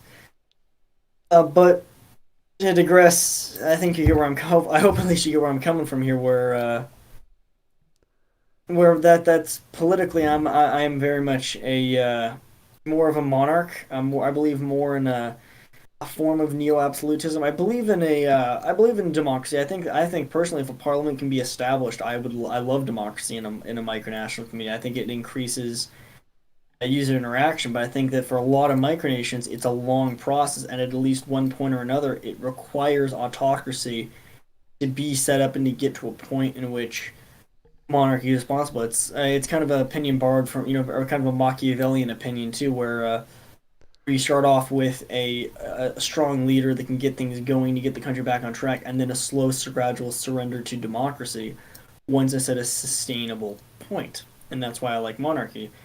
More specifically, I've always believed in the idea of a unitary monarchy in terms of other nations. I've always been opposed, and this might seem a bit hypocritical, but I've always been opposed to a micronational head of state, or especially a leader or key roles, serving a bunch of different roles in a bunch of different micronations, because I think that takes away their loyalty to the main micronation. And so I've always believed, especially when it comes to monarchy, it should just focus on the one nation as much as possible. Um, and I think this holds true in a lot of ways. And so it's always interesting when I talk about that though to get back to your question, talking libertarianism in real life, micronationalism being more on more authoritarian. And I just think it's because I think micronationalism itself is the ultimate form of libertarianism. What's more libertarian than fuck the feds? I'm gonna make my own country with black jacket hunters. So I I think it'd be a very interesting micronation to see if that was specifically the tagline. But Republic no, of Future. of course, Republic of Bindo. I feel like I I definitely get where you're coming from. I want to know a little bit more about your views on micronational monarchies versus democracies and all those things. I think it was very interesting that you brought up the concept of Machiavellian brought up the concept of um, sort of a country needing to be developed by an individual or by a small group, and then to have that expand, um, I suppose, very slowly into what it forms into. Doing that with as little outside influence as possible from other nations, and I think that's something that we've been criticized for in the past, and something that we've been continually pursuing, and that I think a lot of the community, at least in our Discord, has kind of changed their minds about, is when we instituted the concept that, hey, in order to become a citizen of our nation, in order to interact with our nation, you have to have you can't be a part of another micronation. You have to have direct allegiance to Eternia. That became something that was frowned upon initially, but as we've gone on and as we've continued, we've found a lot of value out of the few citizens that we did get, and we've been able to leverage that into more support from the community. So I think even though it may come off as a harsh thing it feels, I think, to a lot of people like pulling away from the community, but it's a lot more so about strengthening the internal nature of your micronation. Absolutely, absolutely. And so I think that's helped us a lot. Yeah, I agree. I know I go back to Dracul, but I think that, like I said, they're my poster boy for a good micronation. Um, Going back to Dracul, that was what they had as a policy for a long time, where you can't hold government office if you have, uh, you can't hold a government office in any other micronation and hold a government office in Dracul. And they've since laxed that policy as they've gotten bigger. But at the same time, it's very much been something that was to the benefit of the country, because I don't think there's an issue with it, because I don't mind there being a community for micronationalists, but there shouldn't be like this whole Discord community and stuff for micro nations. A nation should don't it doesn't need all these other micronations. It doesn't need all this to exist. In fact, I think it's a detriment. A micronation focusing on building actual citizens that are loyal to that project and want to see that project succeed and do things in the real world or even online, but things that are just for that country, serve only to better that country. And because leave the inner micronational mingling to the diplomats. That's what diplomacy is for. But internal community, I think that instead of general citizens looking at the community first, these general citizens should be looking at their country first. For example, the Secretary of the Treasury of the U.S. cannot be Vice President of Brazil. Right. Yeah, and vice versa. I think that it's the King of Sweden cannot also be the Prime Minister of Japan. So I think that, um, despite what you may think, but I think that a lot of micronations that focus on their countries first, they can still pay attention to the world around them. They can still, talk in a person to person standpoint, but in an official capacity, I think a nation is bettered by having exclusive citizens, or at the very least, because I'm not even opposed to multiple citizenships. I'm not opposed to that, but opposed to multiple government jobs being held by people who hold high government jobs in other micronations. And that's an opinion I've always had, and I've always carried that through my micronational career. Absolutely. So that being the case, do you feel like what sort of created the change in Dracul, and do you feel like that has been to their betterment or to their detriment? Can you say that one more time? Sorry, you cut out a little bit. Oh, sorry about that. So I was saying, so you saw that policy kind of change in Dracul. How do you think that policy change came about, and do you feel like it's for their betterment or for their detriment? Um, the policy coming about, I think at the beginning it's definitely a betterment. And you're talking about the multiple citizenships thing, right? Or the Uh, multiple government jobs. and yes, holding jobs and stuff like that. Yep. Well, definitely making it so that you can only be part of that one micronation job wise. I think it's definitely there is an argument to be made for both sides. Of course, one of the downsides is you have to look outside of the community. for your citizens. And Dracul was able to successfully pull that off, and a lot of micronations they were able to pull it off wonderfully. And even Psycholia, a lot of micronations are able, and the ones that are more well known are usually able to pull it off. I think Falkland was able to pull it off more or less as well. You look outside the community and you bring people, you don't introduce them to micronationalism, you introduce them to your country as a unique concept. As something like, you strut your stuff, you wear your little DIY uniforms, you wear your stuff, and you get people interested in what your country is. No one who sees Kevin Baugh walking around thinks, what is a micro? They think, what is Molossia? And that is the key element right there. And so that's why I think it's the benefit. But at the same time, the argument can be made that when you're limiting yourself to outside the community, you are limiting yourself on the people in the community who already know what it is and would have a better understanding of it. I think that you do limit yourself in terms of that's why I've always been okay with there being foreign advisors. There's nothing wrong with having an advisor or a diplomat or two, but that's why I've always been pro. So anyway, to get back on topic, I think they did benefit from the policy for a long time, and unfortunately now they've relaxed it. I think they're still doing okay because I think they've gotten themselves to a point where they've gotten enough prestige around themselves where no matter what country the other people are a part of, they will always be considered the main project because they have gotten to that point. But until they get to that, I'm still against it, but it's more understandable now. But until Micronation gets to that point, I think the biggest, most beneficial thing they can do is to ensure that all their citizens are that country first. And that's why that's why if your citizens like micronations so much, there's not an issue with having, provinces and colonies and stuff.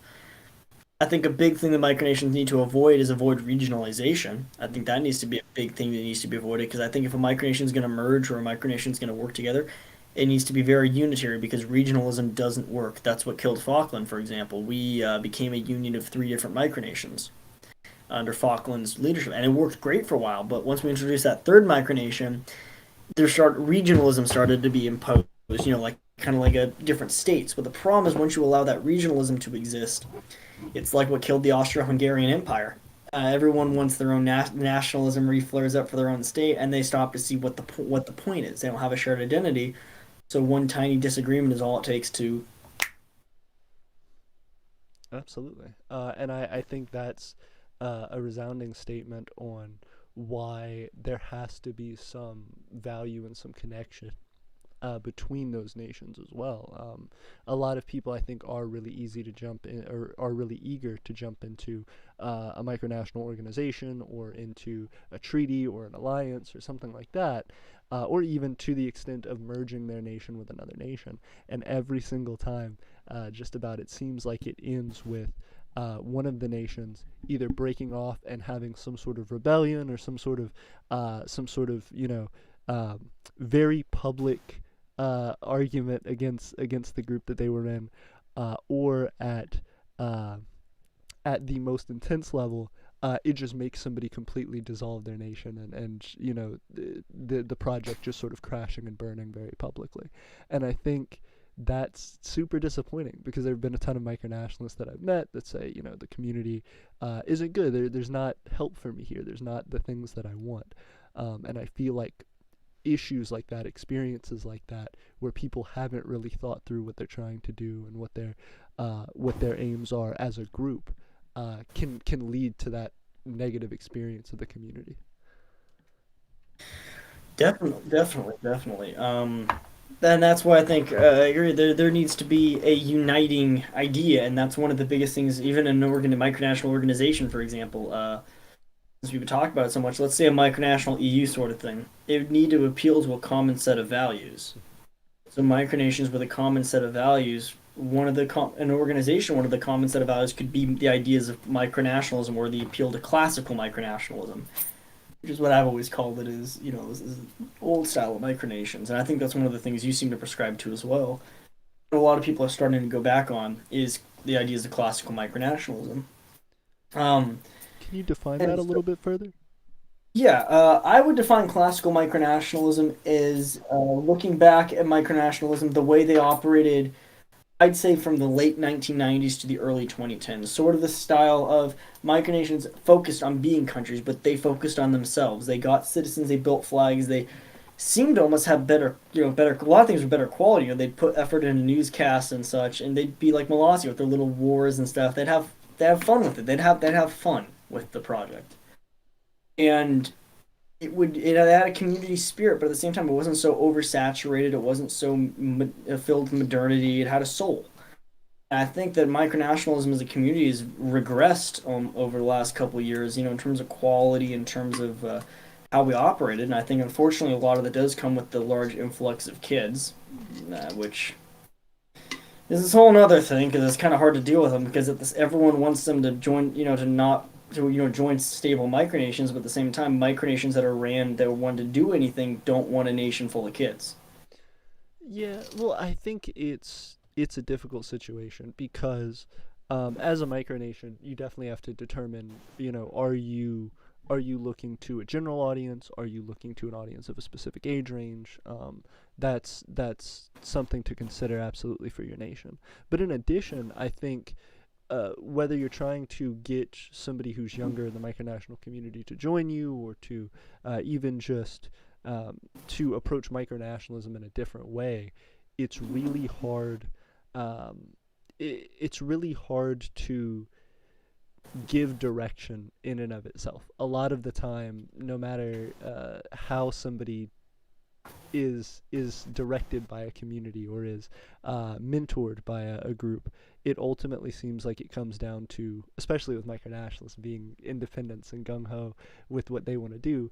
A lot of the time, it's I'm going to experience this, and then after, I'm going to realize what all the problems are and start making all these adjustments. So, yes, absolutely, people should join other micronations first, because if you're going to run headfirst into something that isn't your money and time and effort on the line.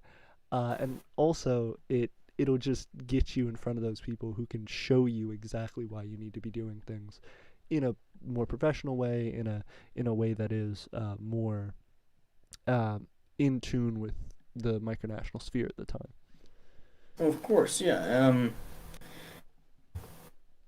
I definitely agree. And that's why a lot of micronations, I personally voice out, kids teams, and the kids don't know what they're doing, and it's unfortunately, kids don't look at micronationalism the same way we do. That's another reason why classical micronationalism, I believe, is a lot better, is because it was lesser mainstream.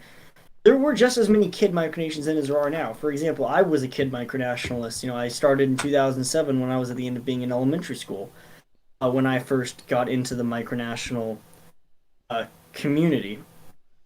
Um, but at the same time, we didn't go join the wiki and that join the Discord, and we didn't do all this stuff. We stayed among ourselves. We spent that time learning with ourselves. We actually built a micronation of kids. Like Jonathan Austin did with the Midget Empire.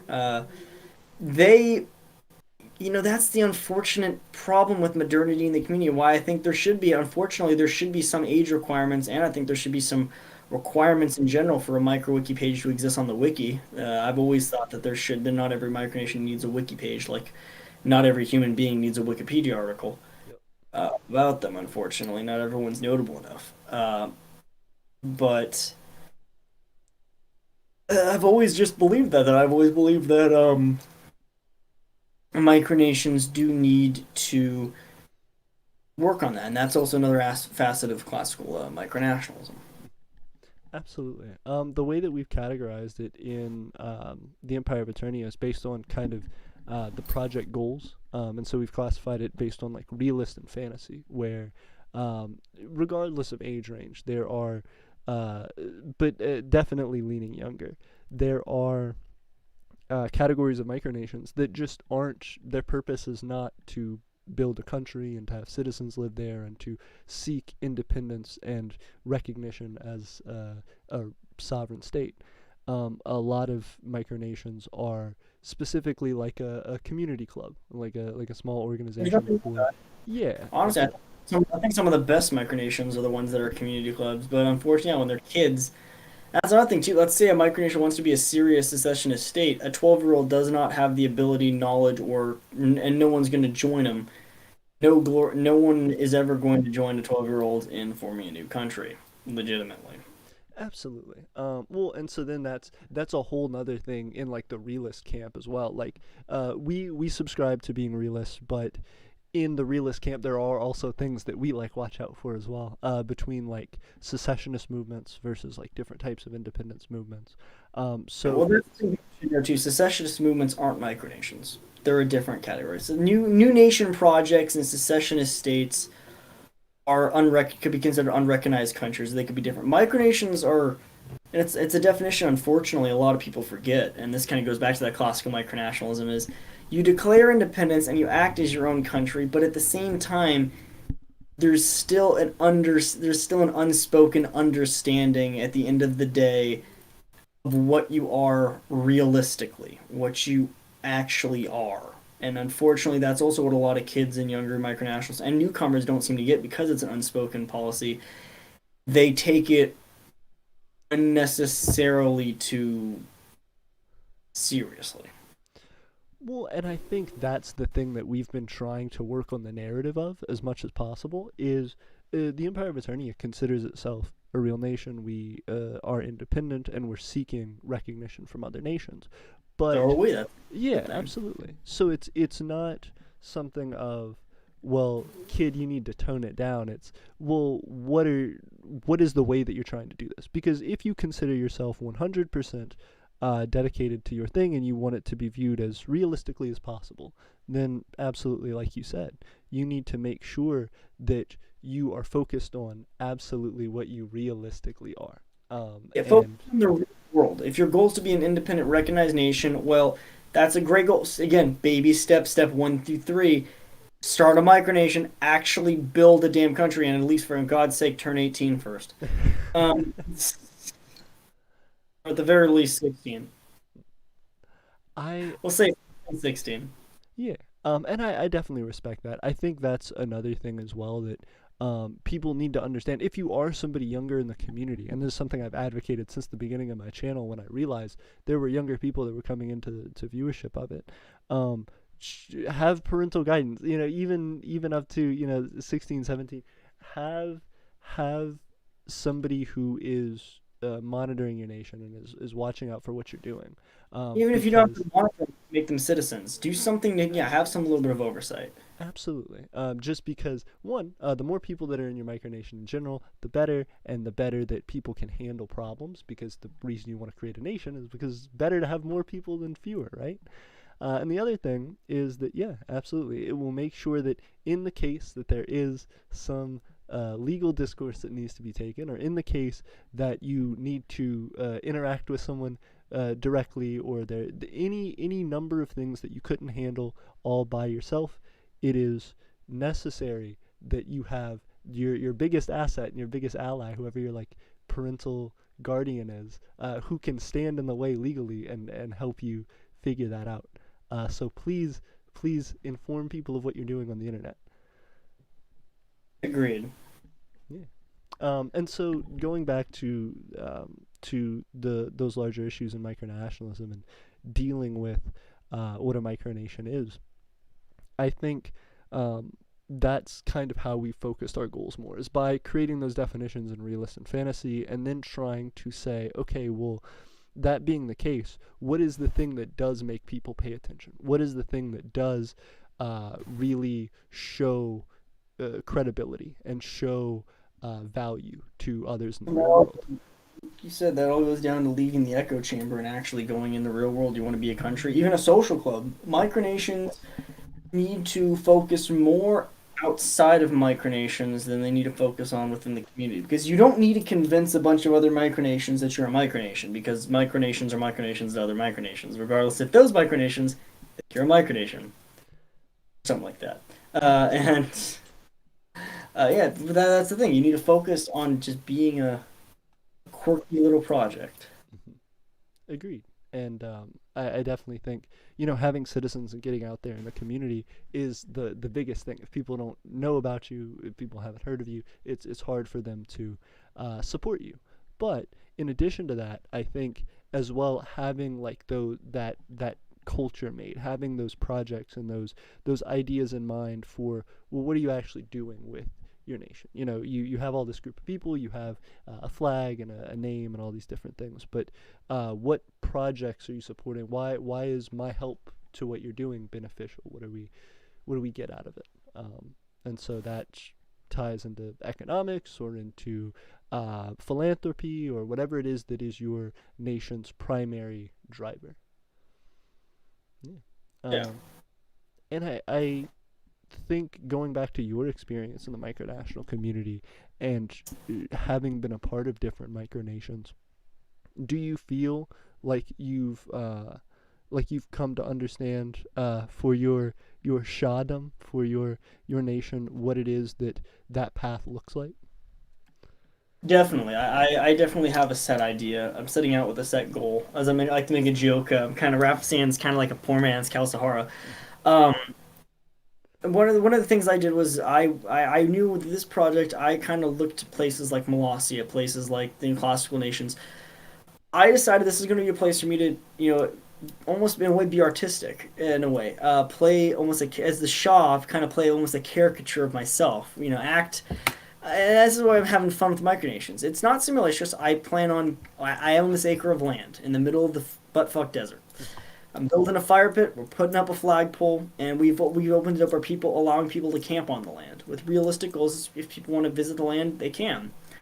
Having a web presence, being a group of friends working together, having these titles, being able to.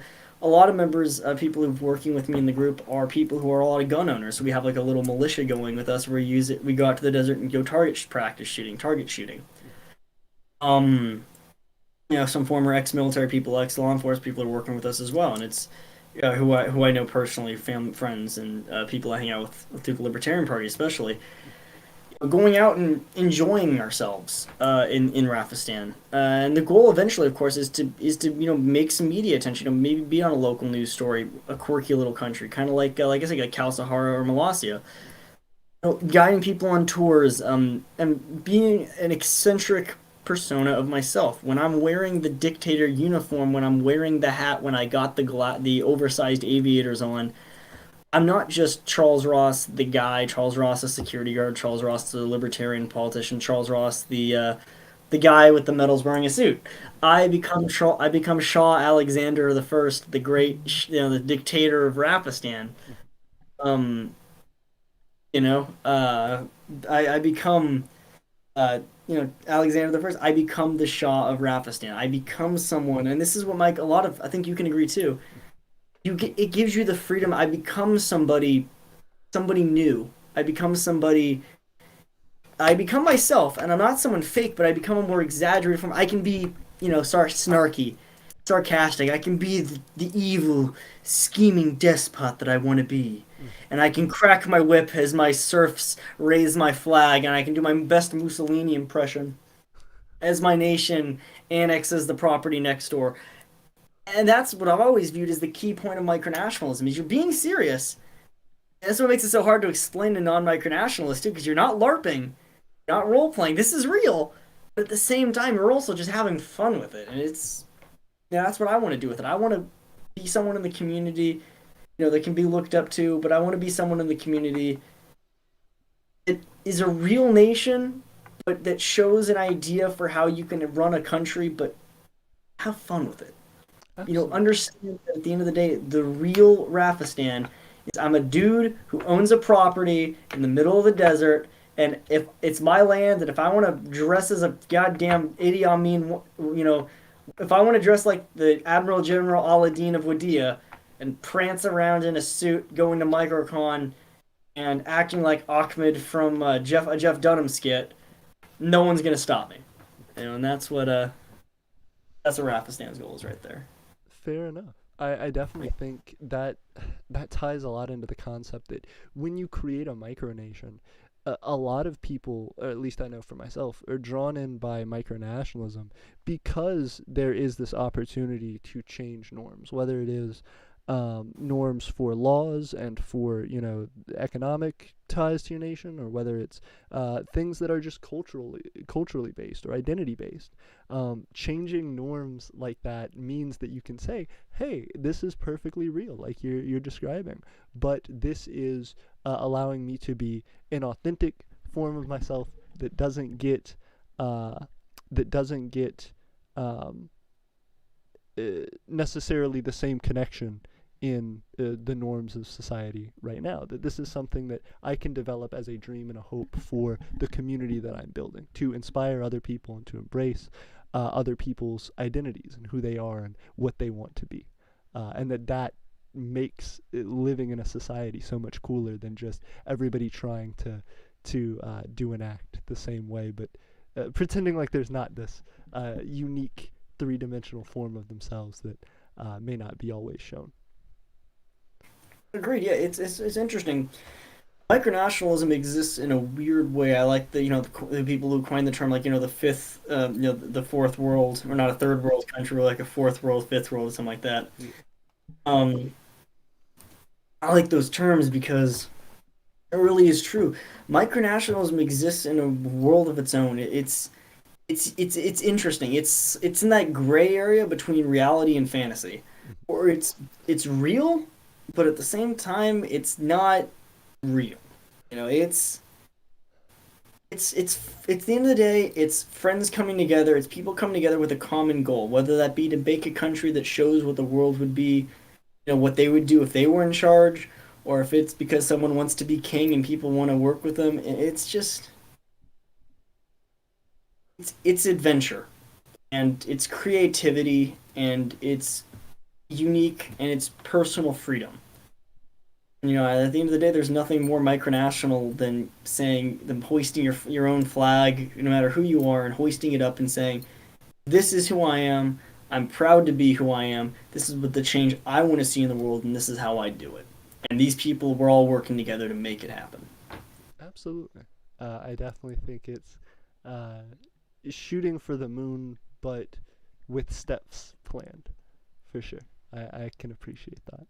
I think, yeah, a lot of this interview I've appreciated because it's allowed me to not only get to know the different projects that you've been a part of, but also to see the effect that those different periods, those sort of unnamed, undefined moments that have shaped micronationalism and specifically the sphere that you've been around. It's cool to note, and it's important that people understand that there are all these different bubbles of micronationalism popping up all over the place, and there's so much that goes into what people initially see when they Google micronationalism and read the wiki and learn about these nations, because there is all of this history that's been behind that. There is these people who are running down these stories and trying to make connections with people who have created something crazy all over the world and who are doing something that is inspiring to others. And when you read about your own micronation on there, or when you read about a different micronation that you might know, thinking about the stories that are on there of micronations you've never heard of, it meant just as much to those people is really, really cool to see. So I appreciate that. I appreciate you being able to explain a lot of that to us. I couldn't agree more, man. I guess as we're starting to come towards the end here, I guess a good thing to do is look at the chat. If anybody's got any questions for me, and I'm open. Anyone who wants to ask questions, I'd be happy to answer. Absolutely. Yeah. Fantastic. Okay. So let's check it out. I'm gonna look through the chat a little bit. If you guys have questions, please let us know. I know there's gonna be about a minute delay, but please drop them down. A Um, minute is never killed anybody. so so Psycholdia brought up, why is he saying James Ellis? His name was Willy Wonka, and I imagine it's a meme. I imagine there's Okay, a full Christina, meme. Christina. She's part of your Discord. I'm gonna ask her to drop the picture in your Discord server. Basically, James Ellis, the head of Emoji, the guy who ran the OAM at the end, he had a proficiency for wearing Windsor suits with large top hats and monocles, Mm. and he always walked around with a cane sword. And he had the way he looked and the way he walked. Was He like looked Willy Wonka. looked like Willy Wonka from Willy Wonka and the Chocolate. And he hated it. So everyone's nickname for him was Willy Wonka. And so there's this notorious picture that was his official portrait as emperor, and he doing like the pose and everything, and looks like Willy Wonka. It's become a very enduring meme among people who used to be part of the OAM. he should have absolutely embraced that. I don't know why you would. That's such good marketing. Oh my goodness. First off, that's a He was cool story, but oh man. he's the same guy who annexed an entire organization as his own personal empire. He liked to But imagine the concept of like crazy dictator Willy Wonka like coming through eating nations. That's incredible. He should have absolutely marketed ask himself him as about that. his Oompa. Yeah, absolutely. Hey, I'm I mean, taking over the world by the way. It's me, yeah, this Willy Wonka. Come on down. I mean, the kid did straight up build a bomb and made his own. I will say though, he had some good brew because one of the things at Falkland, the country I ran at the time in Emoja, our biggest trade was he home brewed kvass, a Russian beer-like drink, and we did trade it. And in return, we got, and they also grew tea. And if anybody's out there that's done any trade with Falkland in the past, then you know about Falklandian tea and that stuff. That's Back when Falkland was the thing we used to actually have, we had a couple real life trade deals. And what we traded was we traded actual tea that was made. that's really cool. This do you know how decaffeinated tea is made? Like, is it a different plant or is it just like some thing that they're removing? I'm actually not too familiar with how you make decaffeinated tea. I didn't really know that was a thing until you just said it, so I'll have Yeah, to look that up. the Yeah. only reason I bring it up is because I love tea. Hot tea before Oh, bed yeah. is one of my favorite things. But the caffeine Yeah. gives me a headache, so I'd be like, is there a way to get uncaffeinated tea? But I'd still probably drink it. Honestly, if we made a trade deal, I would hit it up. And maybe put soy in the tea or something. But look, I open up the chat and reading down the list of questions. The next question after Christina. Let's see what we got here. Uh, Ooh, Alistair Westbrook said, where did you get your ribbon medal? so the ribbon medal I actually ordered online, got it from two different places. The medal itself, I can't remember the name of the website, but if I find it, I'll link it in your Empire's. I'll link it in your Discord. But I got the medal for about 99 cents, and I got the ribbon for about 60 cents. So like they said, they're cheap as hell online. It took me a while to find them. The issue is a lot of the online stores want to do bulk orders. So it's really hard to find one that only lets you buy one at a time. But I'll find it and I'll link it. But it was really cheap. It was the whole thing with shipping together was like $6. So it's not a. Perfect. And I was gonna say as well, if you'll DM it to me, I can link it because yeah, I have a no links thing Of in my course. Discord setup. I appreciate it. Yeah, well, while we keep talking, I'll look it up. Awesome. Master of Shadows said, question for Charles. What are your thoughts on Saint Frank Garrett? And I know exactly who posted that. I will say 910 says that was posted by the Marshal of Rafistan, our Prime Minister. He's a buddy I work with. Yeah. Amazing. Yeah, it's hard to explain that one. It's a prank call in joke. There's a whole subset community that does prank calls videos from soundboards, Hmm. and one of their famous voices to use is a guy named Frank Garrett. So I think that was just made as a comment to poke some fun at that. I So to appreciate it. answer that question, I think Frank Garrett is Lord, and I'll praise him. Of course. Master Shadow, yep, said Saint Frank Garrett of Duncanstan, that is. Yeah, it's the Duncan is the guy. It was the company the guy worked for that he got pranked from. Yeah.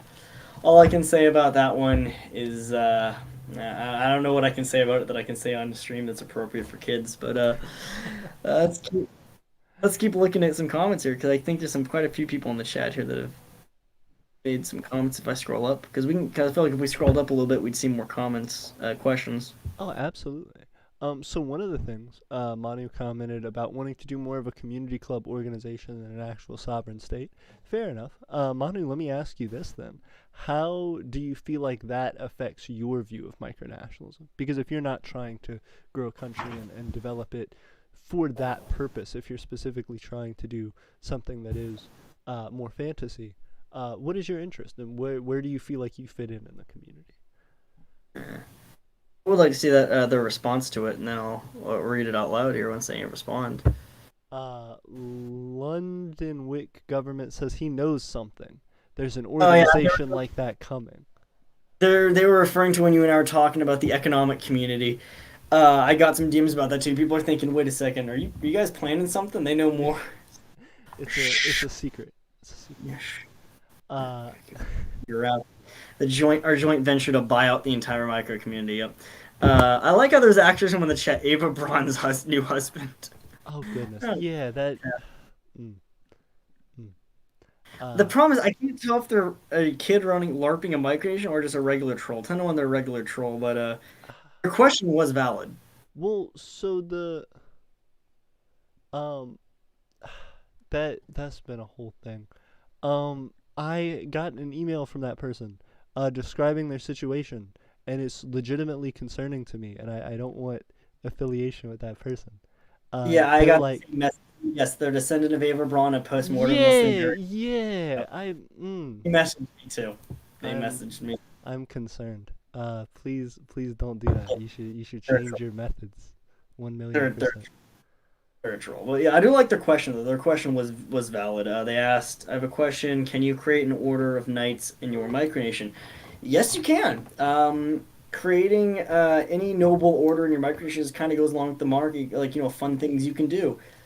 Yeah, I like I say, I'd say don't just do it out of thin air. Have a reason to do it. Like Australasia has the Order of the Bull Mastiff. Dracul has the Order of the Silver Dragon, the Gold Dragon. The citation of it, my apologies, they're a republic.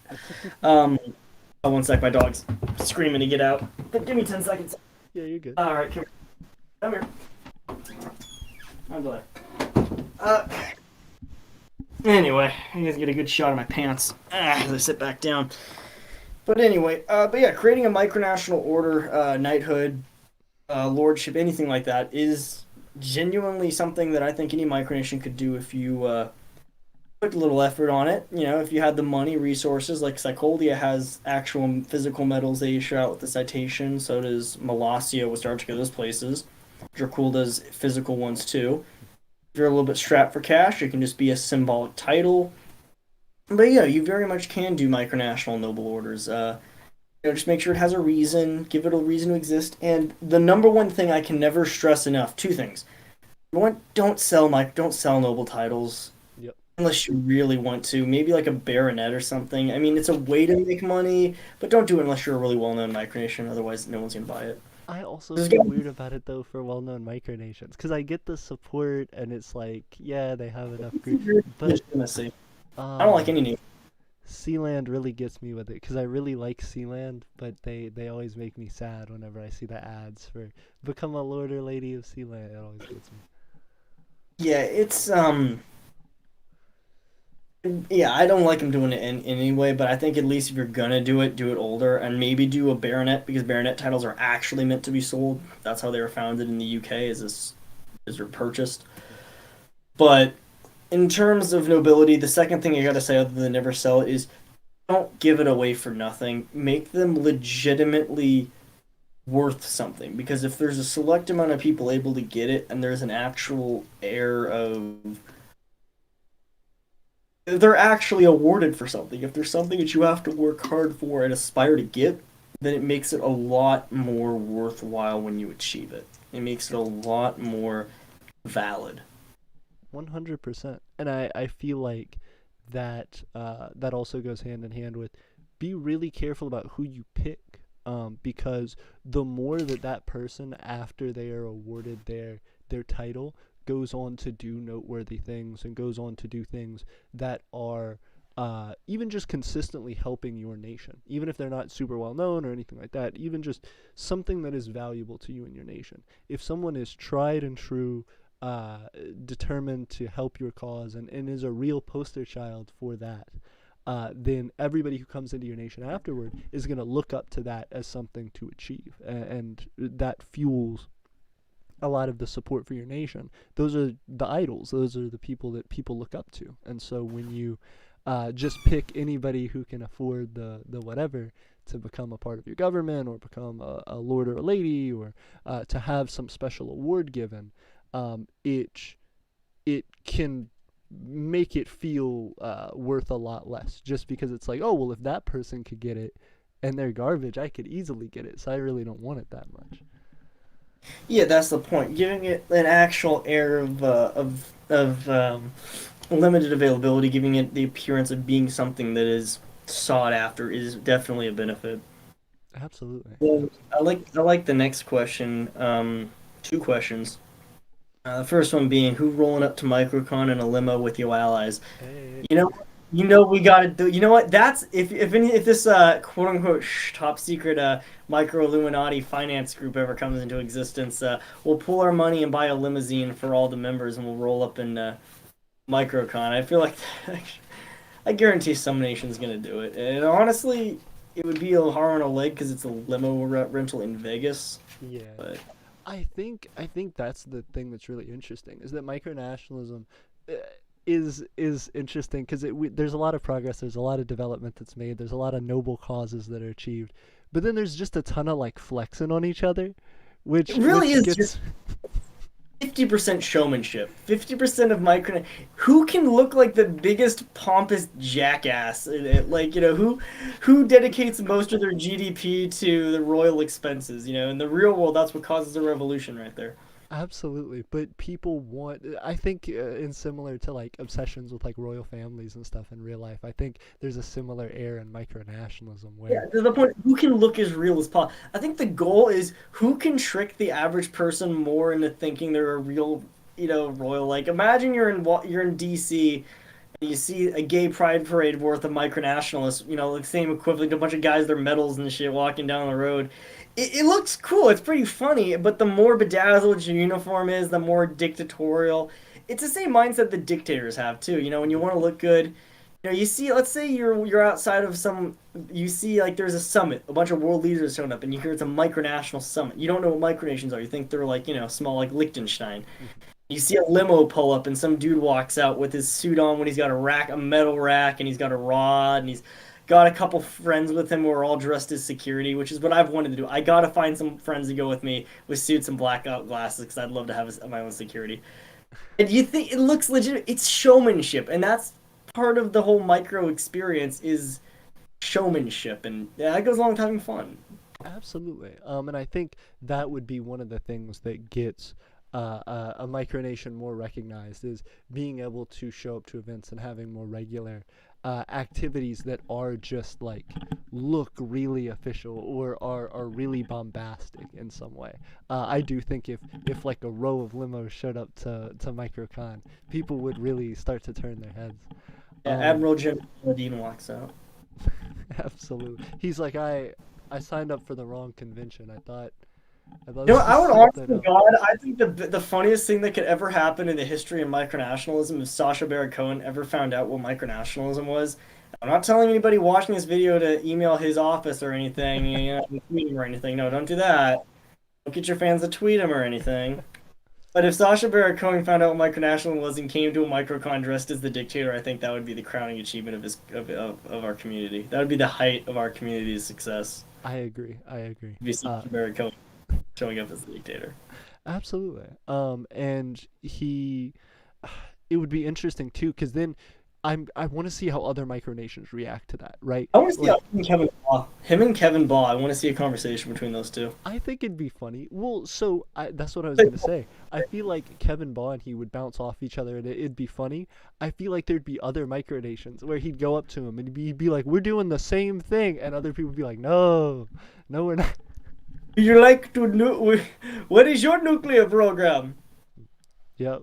Yep. Oh, look at this sad little place. Look at Ladonia over there, a sad little country. They don't even have pointy nuclear missiles. Those are rounded. They're much more sad. Yep.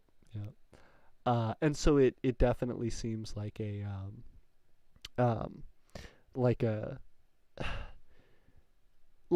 almost like a roast of the micronational community, but it also seems like bigger than the micronational community at the same time. It's a weird dichotomy. Yeah, I think that's absolutely hilarious. Personally, I think that needs to exist. If any of the microcon organizers, Travis, if you're listening to this, please set up a micronational roast. Get a bunch of micronationalists and have them on a panel. I would love a panel where micronationalists can roast the shit out of each other. We'll call it like it'll be the micronational. We'll call it the World War or some crap like that. it would be the funniest thing ever to picture, a country like Atlantium and the Arican Empire going at it, Hmm.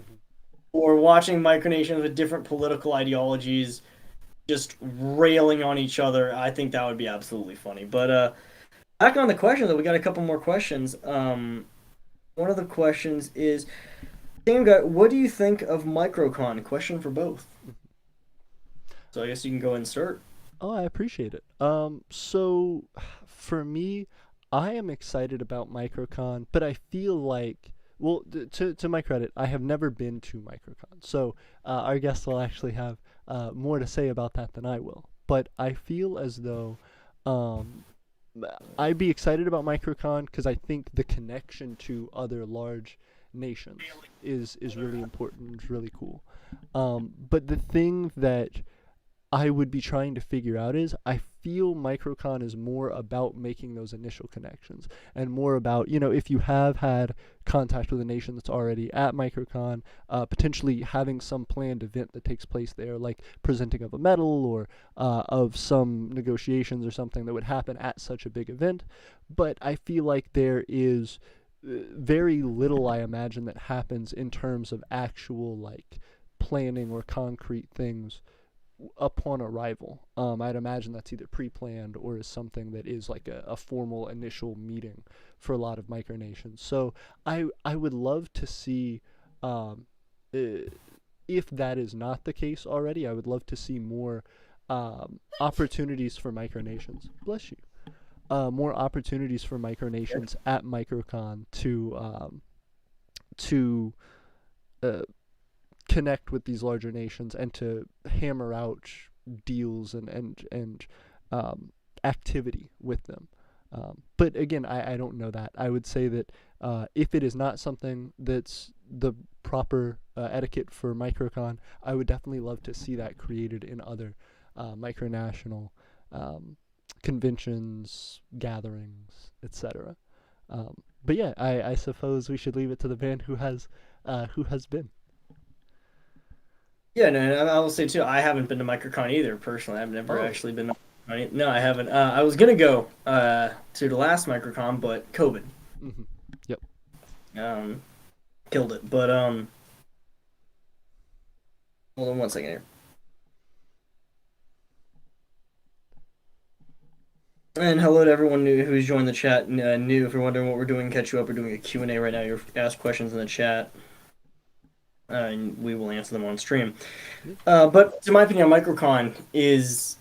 I agree with you. I think personally, I've always said I believe there should be more micronational summits, but I think the summits are for more for allies, countries already established. To go off of what some people have referred to MicroCon as the micronational G8. Mm-hmm. I think that is very much what it is. It is a wonderful first opportunity for new micronations who don't, new micronations who don't know anybody. This is a good first steps in making friends and communicating with people. And it's a good environment too because they have you have to be 18 or older to enter without adult supervision, for example. It is a environment where people are in a very respectable way. They are very professional. They're very they're all dressed up and ready to go. And so I think MicroCon is a wonderful way for people to communicate and make friends. But I think the biggest thing is people make friends, and as long as they keep the ball moving and they go off of those alliances that they made and they're able to continue on from there, I think that that is something that is very admirable. I think it's something absolutely stunning. And I guarantee there's going to be more media coverage on it too as time goes on because 20 Microcon 2017 in Dunwoody, Georgia. I think it's fair to say that that caused the second influx of micronations into the community with 2 million views on that video. Absolutely. Well, and that's the thing that's crazy about it, right? I It's like Eternia about Eternia existed during that time, and we're not far. Like we could have made that one, but we didn't. And now the next one's in Las Vegas, so it's going to be a significantly harder trip. But where I are am you based out excited. of? If you don't mind me Alabama, asking. North Alabama. Well, yeah, it'll be easier for me because I'm over in Arizona, so it's just a short Yep. jaunt Yeah. for us. I will say, if you check out the micronational map on our website, we have our our territories listed there. You have some Arizona territories. No, not Arizona, not territories in Arizona. We have our territories where they are posted Oh, okay. on that. Yeah. I was gonna say if you just let your citizens know, let your fans know, and I'm telling this to anybody watching, feel free to clip this. Anybody micronationalists are in the Arizona area or they want to stop by, I love state visits. Hit me up. If you're up northern Arizona, we can go to the country. If you're not up northern Arizona, let me know where you are. If you're in the valley, I'm happy to meet up. And any state visit diplomacy, I love doing it. So Very good. I'm not a busy guy. So Absolutely, absolutely. Everybody, please hit up Mr. Ross about meeting, I'll about formal events. send you Rapistan's website so you can plug it on the stream. It's got a contact form and everything. So Sounds good. I will make sure to link it in the description. anyway, on to the next questione Yeah. asked by a member here. I do no, not that one. Uh, okay, Which how is Dracul these days? Dracul's good. Next question. Um, what's that? Witchrack said micronations and their involvement in local politics, food distribution, general support. What's your opinion on that? Um, ooh, that's a good one in terms of micronations acting in the real world on a local level. That's actually something I have a personal connection with because when Falkland was around, we actually tried doing something similar. We had Falkland. One of our big claims was the house I grew up in, my childhood home, and I had a large garden there where we grew peppers, tomatoes, a variety of vegetables. We actually did distribute them at a farmer's market and made a little money off it. That's how we helped fund our country. And we'd also go to farmers markets dressed in our full uniform, where we'd actually walk around the downtown area, and people would take selfies with us because it's just kind of an absurd thing to see someone dressed up like an emperor. And it's also one of the things why I've always loved when at least there's two other people because when there's more than one person dressed up in flat, it looks more funnier than just one guy on the side of the road. But if you hold your character and you're able to do what you want to do, um, we did that in our downtown area, walking around. We did help with some donations, some drives and stuff, and it gets your name out there. People want to take selfies with you. People want to shake your hand because it's just such a quirky little oddity that a lot of people don't ever get to see. And it's funny to people. Absolutely. It is a lot of people. Yeah. And I think that's the thing that's been really interesting to me about the journey that I've been on as a micronationalist is that a lot of people do kind of do a double take when they hear you talk about, I'm creating my own nation. This is what I'm doing, and this is how we're moving forward. But I think it's always been an interesting gauge for me as far as where my micronation is and how my ideas develop for it as far as what their reaction is. As time goes on, I have more and more things to talk about with people.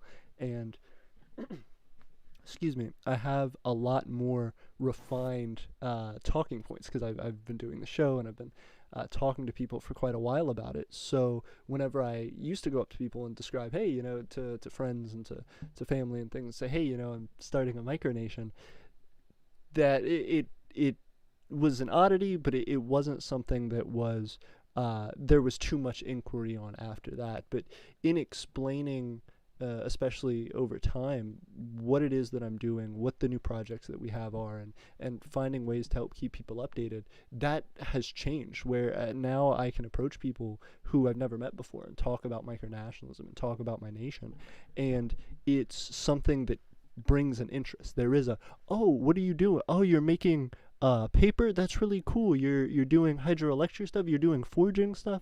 Wow, there's a significant interest because they can find a way to better connect to it. There is some common ground, and I think that's part of just development of a micronation. But it's something that people should work for, and I think it seems like you've done that quite well in going out and discussing your micronation and showing off who you are to the local community you're in. I will say I do like looking at the comments. I think if you look at at the chat, I think two micronations just became allies in the chat of the stream. If you Oh, look down, amazing. We're always having these micronational connections on stream. I'm so hype about it. Okay, look at so that. uh is it Avalonia? Is that I believe it's Avalonia. Yeah. nice? Very cool. Let's see. Specifically for Avalonia, we established a form of political expression to get people involved. We do discussion conferences and voter drives for U.S. elections. Oh, that's cool.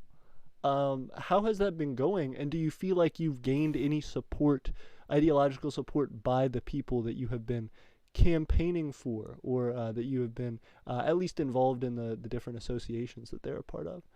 Um, so, Hey, PM might be able to come on the show sometime this month. Maybe. I really like the concept. ooh, thank you very much. I'm excited to see that, and I can't wait to have you on. I think we should really do that. I think we talked about that with like the multiple people on at once. It'd be like a discuss like the micronational roundtable.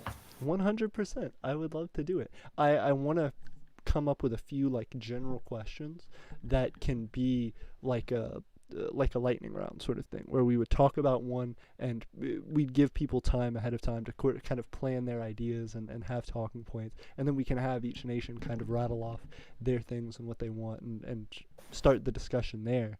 But I I actually, really, oh, I'm sorry. JP. Oh, go ahead, go ahead. Finish what you gotta say. Finish what you gotta say. The reason I'd really like to have it where there could be a little bit of prep time for these nations is because it would be amazing as an opportunity for people to learn about those countries, to be able to say, hey, this is Psycholdia's view on micronational governments. And it's like, no, no, no. And it's them giving their talking points on what it is that Psycholdia is about. The same thing for your nation, and in continuing with as we would go down the line, even for these newer nations, if people are wanting to become citizens, if people are wanting to get involved, they have this track record of statements and ideas that these nations have expressed that they can start off with. Definitely. And yeah, I do actually have one quick question for you, Ooh, AP. thank you. Because you were mentioning earlier that now one thing you've grown on is you're able to understand a lot more about. Well, first off, to take which I just linked DMG you on Discord. I just sent you a link to our website. But anyway, what I was gonna say was you said you've gotten a lot better at explaining what micronationalism is and explaining your micronation to people. How do you like to explain what micronationalism is to laymen? That's a great question. So, how do I like to explain what micronationalism is? I generally it depends on who I'm talking to and how we get into the conversation. If I'm going like directly at it, like if I'm meeting with someone for the express purpose of talking about my micronation, I generally try and ask them, just have you heard of a micronation before? And some of them will say like yes, and then they'll say like Liechtenstein or whatever, and then it's like no, and you kind of correct and adjust for that. Sometimes though it's even easier if it's with somebody who's a friend, if it's somebody that you know and that you have some rapport with, especially if you've ever talked about politics with that person, or if you've ever talked about common ground on certain social issues. If you can share your opinion, your ideology about, these are the reasons that I'm unhappy with the way that things are going right now. If you're a realist micronation, if you're looking to do that, then it's easy to transition into, well, I've been doing this thing that's made me feel better about this and is giving me some agency in working toward that cause. If you have people who are worried about climate change, hey, you know how we were talking the other day about that crazy thing that's happening in Brazil with the rainforest just getting caught on fire? Yeah. I have been actively trying to work with hydroelectric power and with trying to generate a little bit of our own so that we can make things that make us money, and we can try to reduce our carbon footprint while doing that. It gives people a place to go. So that's really what I try and do is short and sweet of it, to compress that down a little. I try to find some connection with the person, and I try to establish some next step, because a lot of time what I used to get caught up in is this is what a micronation is, or this is what Eternia is, and it being kind of this monologue explanation, and then someone Yeah, saying, it's hard to okay, explain because it's micronationalism in itself is just such an interesting abstract concept. You know, 100%. it's funny to explain it to people. Yeah, and so I think that being the case, uh, it's hard to just throw a wall of text at someone or a long speech at someone to explain what micronationalism is. I think it's a lot better for you to say, here's my brief concept, and then they say that, oh, okay. And then you say, here's what I'm doing. Here's what, come see what I'm doing. Come check this out. Help me to give you a better experience of what that is, not just telling it to them, but trying to encourage them to be a part of the thing that you're doing, or at very least to come see it with their own eyes. Because when people hear about something that is very different from what they're used to, it may concern them, it may confuse them. So it's a lot better to say, whatever we describe here may be misconstrued or misunderstood. Let me show you. Let me show you. These are the projects we're doing. This is the way that we live and operate. Definitely. Also, just so you know, Avalonia just responded to your comment you made earlier. They said, "We've met with people from the local political groups and people who work with PACs and campaigns, especially relating to the 2020 election. We also do the voter registration drives at my school. More than anything, an organization, we want to get people involved in politics." 100%. Rich Rack said that's an amazing goal to strive for, and I completely agree. Rich Rack said You know voting what? is beautiful. Yeah, I'm gonna follow Avalonia if you're listening. Link in Rafistan. He's gonna link Rafistan's website in the description. Drop me a line on the website for diplomacy. You seem like a nation that actually you got your stuff in order. You have an actual plan. Hit me up. Hit me up. That's actually pretty cool. Want to learn more about you. absolutely. It's also that we're making connections on the show. I love it. Anybody else in the chat? Anybody else in the chat? If you got a Micronation, if you want to talk more, website's linked. Check out Rafistan. We love Absolutely. making friends. Yeah. And again, after the live stream, link will be in the description. I have to edit it because I didn't put it in before, but it will be in there if you give it, 30 minutes after the stream ends. I Um, just paste for those still in the chat. I just pasted a copy paste of it if you want to look. Hey, awesome. Thank you. So for everybody in the live stream, you can jump ahead onto that. Republic of Babylonia says, yeah, our next project will be for the midterms. Hey, good luck. I'm excited to see what you do. Please let us know. Please keep us updated. Rich says, nice. Said, I've tried explaining it to relatives. They weren't very receptive, lol. I should probably be more specific about it. Yeah. Well, I would say specific, but I think the thing that draws people away from micronationalism and the thing that makes it hard to describe micronationalism is people come from a fantasy viewpoint, in the sense that they view what you're doing as unrealistic or a fantasy. So you have to, if you're trying to create something real and you're trying to push for that, you need to be able to show some condition that proves that you're doing something that's legitimate in their eyes. Everybody's going to be different. You'll never be able to appease everybody. So do what you're going to do. Move forward with your nation as you will.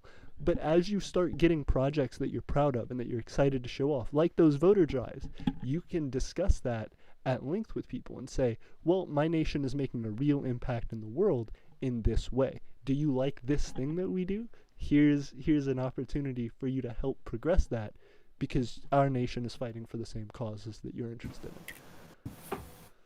Definitely. And then I like some of the comments here saying, all right, I know Avalonia says they're going to hop off for the night, so good night to them. Sabotat government might hop off. It's getting late. Well, good night to you as well. in. Good to see you, Saboteur. Good to see you, Avalon. Like what Richrack said, he said, also, I never thought about it that way, AP. Hey, I appreciate it, Rich. Because I mean that's the same thing in the micronational community. The micronational community has an initial acceptance, I think, because we've all come from the point of being the person to start out saying, "Now I've made my nation," and hoping everybody accepts them. So I think as micronationalists, when you talk to others about what you're doing, they will hear you out and will accept what you're saying, but there is, even to that degree, when you're looking at alliances and doing other more serious talks with a nation, some level of proving yourself that you have to do. So with people who are non-micronationalists, that's just an even larger extent. It's just not giving you that initial courtesy of a benefit of the doubt. It's saying, hey, if you're saying you have a nation, where is it? Show it to me right now. Prove in front of my eyes that you have a nation.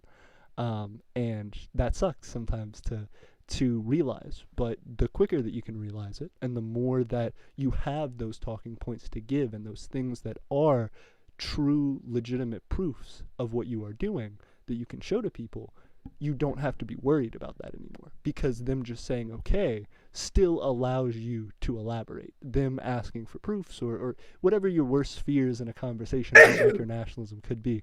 Bless you. Thank you.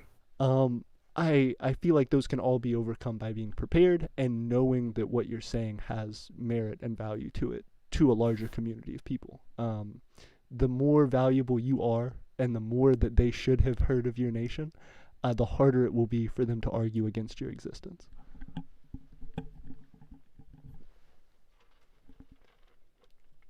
There we go.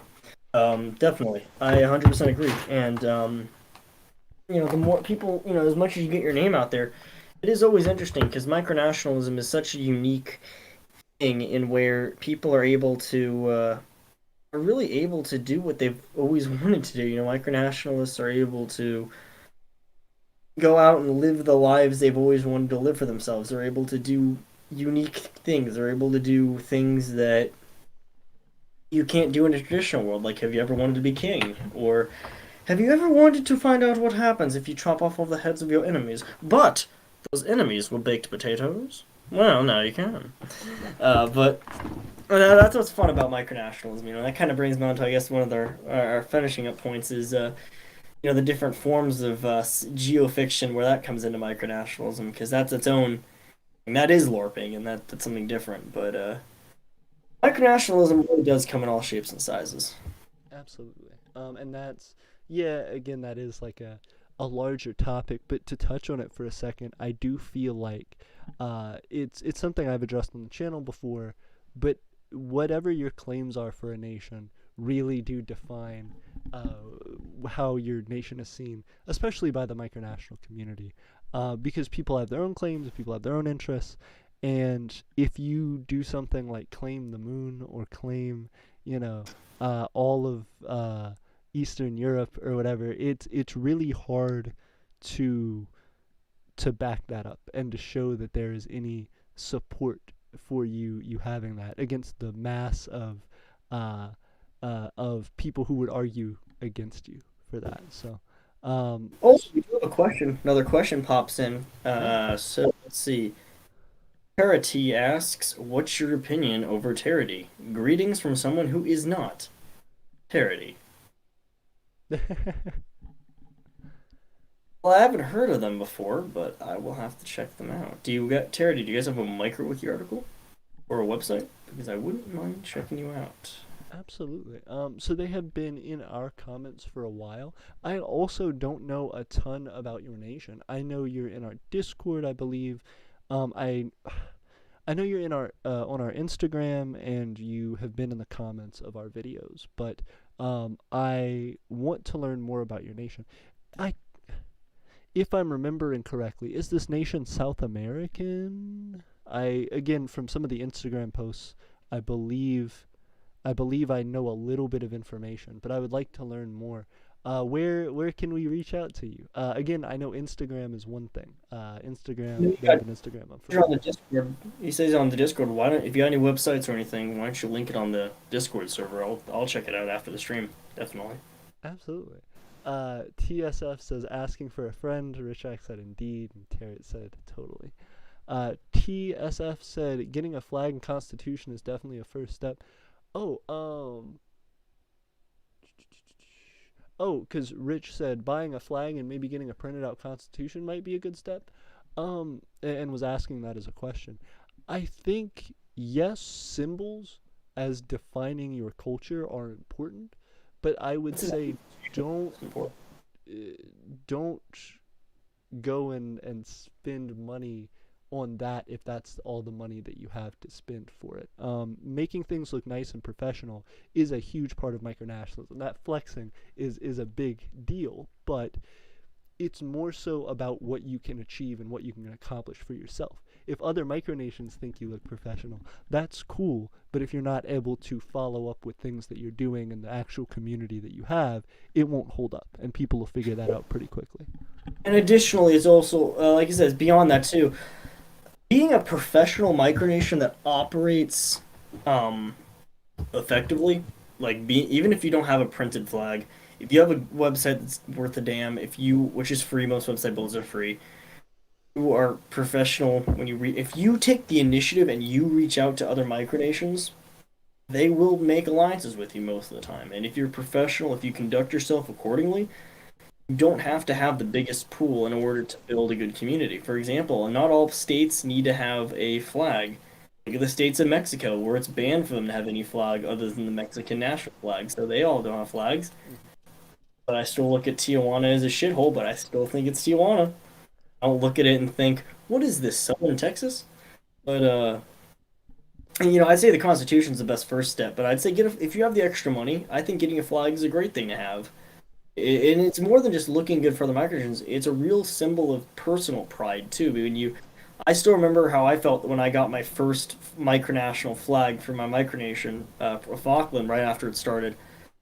I remember how it was a $40 flag, but I remember exactly for the 3x5, and I remember how proud I felt of it. And it is a symbol of pride because it feels more real when you can actually put a real flag on it. When you can actually wave a real life flag, that does definitely feel a lot more real. But definitely, I'd say the Constitution is a good first step. The number one first step, get that Constitution taken care of if that's the kind of government you're going for, because that will help expand your government. Absolutely. That is a whole nother topic about, well, what type of government are you going for? Because if you are a monarchy, if you're trying to just develop and establish yourself and grow based on your own ideals, I would say uh, developing a constitution and some rules and some general themes to your nation is really important. But if you're going for creating a democracy or a republic, something like that, you most definitely need to create that more urgently because it will decide the decorum for your nation and how people are allowed to act. But again, I'm of the standpoint that yes, 100% having those symbols and having that feeling of realism, like when you hold a flag and can wave that, is important. We have our flag that was sent to us by um, Master Stephen in the living room of my house, and we have it put up. And so it feels really nice to be able to walk in the door and see that and to feel Eternian through that. But it, again, I feel like it can be accomplished to a lesser extent with just things that you create. If you draw something yourself, if you have somebody else make something for you that says the name of your nation, that has like a picture of your nation. We had somebody online make this for us, and this feels like not the same level of pride, but definitely a high amount of pride to be able to see somebody else recognizes this symbol that we created. Somebody else sees that we are something legitimate. So Definitely, and that all goes towards getting the flag too. Because let's say you get that Constitution, you print it off, and you have it, in a nice little leather-bound book or something. That's a step up, and the more you do, the more proud you get, and the eventual payoff is, of course, the flag. And for example, what I did in Falkland, which what I always did, and I've always that's why I print everything off. I always like it in paper. It feels when you can physically touch it, transcends cyberspace. Falkland, everything was very paperback. All of our documents dating back to 2007, all the laws and stuff I ever wrote, all the decrees were either handwritten or they were printed off and signed by my physical hand. I actually have a filing cabinet in my apartment here. I actually have a filing cabinet where I keep them. And I actually have it. It's full of Falkland, like it's filled with all the laws, and it's kind of cool because when I feel nostalgic, I can open it up and actually read through all the archive of laws, and I can look at all the different signatures on them, and it reminds me of the different eras, like what government was in power when. Like we instituted a draft for our Coast Guard back in like 2018. I look at who signed it, and it's the old prime minister and the old defense minister who's passed away since, and all these different people. And it just kind of reminds you of where you are, where you were, and it's cool. And I got my, you can't see it from my camera, but I have a wall of flags around my room, and so it does make you feel proud, a sense of individual pride. Definitely. 100%. Yeah. And it does build that story. I completely agree. So Also, Paradise says, yes, we are from South America. We're huge on Instagram. Recently, we uploaded our MicroWiki page. You can check it out there. fantastic. Glad to hear. And absolutely, guys. We will be checking them out. Um, So what did you say? I'm sorry. You were about to say something too. Oh yeah, thank you. The last thing that I was going to say is just that to drive that point home, Rich, don't think that there is a specific checklist of things that you need to do in order to be considered more real or to be taken more seriously. It's a lot about how you present yourself, but it is about who what it is to you. A lot of the things that we've been reminiscing on with flags and with these different documents and different awards are all based around how it made us feel as micronationalists and how it made us feel connected to our country. So if you can find a way to make people feel connected to your nation, feel that your nation brings them some value and some pride, that's what's most important. So if that is a flag and that's what you feel like you need to bring your nation forward to its next step, get a flag, but that may not necessarily be the right approach for every nation. Everyone's different. Everyone's going to have things that allow them to grow differently. Why don't you read the checks? We do have a couple questions and quite a bit more comments in the Absolutely. chat to read. So TSF said link it on the Discord. We will hit it up. Terret says they are speaking facts. Having a flag is expensive, but the feeling it gives you is awesome. But it won't make any change in the professionalism of your nation. Yep. Rich says, also, I'm pretty okay at coding websites, so I got that covered. Our micronation is even a part of the alliance of an alliance of some importance too. I've been prioritizing school over micronation for obvious reasons. Yes. Don't do Yeah. it the other way around. Don't do what I did. Don't waste your time in class editing MicroWiki when you should be learning. And I Absolutely. really do that. But yeah, if you're part of some alliance, it better not be our top secret economic alliance. These are the All right, next. questions. Republic of Avalonia says Avalonia currently uses an uncodified constitution. What are your views on that? So uncodified just meaning unofficial, like I'd assume it means like a constitution where there's not like a bunch of individual rights, more of like a general rules of procedures or something along those lines. that sounds fair enough. I'll say if you're defining something as a constitution, it needs to fit the bounds of what a constitution is.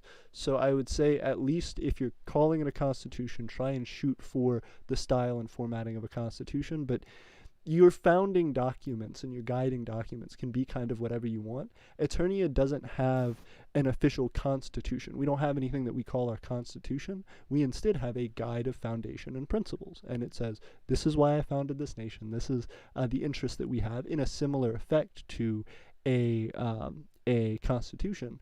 But a lot of what we are describing are social procedures and the effects of how someone should be looking to interact with our nation. So it's not a plain black and white constitution like many nations have. It is something that's adapted to our purposes as we grow.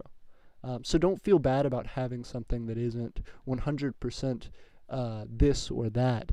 I would just say pay attention to how you're naming what it is that you're defining, because that could lead to confusion amongst people. What's the next thing we got here? Okay, TSF, what Discord channel? That would be the Empire of Aeternia's Discord general chat. There, I'll take a look. Yes. Thank you. Okay, what's next? This is true to. Alright, if you ask us, the first time we received fan art of Tarate, we felt the most pride ever. That is indeed awesome. That's why we always support young artists. And Rich Rack responds, young artists do need support. Glad you are supporting them. 100%. Um, TSF said, Eternia General Chat, thank you. Rich says, I think AP has heard me ramble in his live stream about my micronation before. The Internet Union is a smaller, less influential micronation. Sees Dracul and Eternia as great and worth modeling after. Thank you. That means a lot. We believe in you, Rich. You got this. TSF said, Amen. You'll get there. And Rich smiled. So yeah, I think that's about it. Are there any more questions anybody has for Mr. Ross while he's here for Charles? Does anybody have any questions for me? Um, TSF said Rafistan is always here if you want to slide. Oh, that's you. You're TSF. Okay. Yeah. Gotcha. Makes sense. Makes sense. I didn't want to say it. I wanted to wait and let you figure it out for yourself. You did it. You and I'm your. slowly clicking it together. I would have gotten away with it too if it weren't for you meddling kids. Of course. Would have been sneaky. Um, I am excited to continue talks about the things that we're planning for our nations and to get to know you better, Charles, as we continue on after the stream. But We'll definitely have to call VC again one of these days, maybe off stream, talk about some of this stuff. 100%, absolutely. But yeah, is there anything else you wanted to mention or say? Um. Oh, I like this one. Tarata just said, "I will spill the tea and say Eternian Empire is better than Dracul." We got some shade thrown at her because I will say Eternia. One thing I did think is kind of funny is Eternia does have a reputation in Dracul because Dracul has a little bit of beef with Eternia, not personally, but because of when you mentioned someone brought up Dracul in one of your past live streams, and you put through some shade on Dracul, and so the vice president of Dracul was watching it when you did the stream. So I'd say it'd be kind of funny to have a debate between you and Dracul. That'd be. I want to know what the beef is now, cause I wanna figure out if I meant it as shade or not. Oh no. No, I don't think you did, but also I think it's because you called it drama, and they're really oversensitive if anyone says the word drama because they're above micronationalism. I like how right now as we're preparing to end the stream, we just jumped up in viewership from 3 to 6 people. So Oh, absolutely. We're talking about the beef. the beef So between Dracul. We got Twitter on here. At Dracul on Twitter, at Eternia on Twitter. Get them to have a live stream. I want to settle the beef. let's settle this I beef. know Let's squash is, it. a lot of it too is Dracul. A lot of the members, even though in terms of the laws, they're very progressive Micronation. A lot of the members are very personally conservative, and I know that's probably a lot of it too. Is a lot of them. It's a lot of political beef too. The Eternia is a bit too left leaning for their liking. I mean, that's understandable.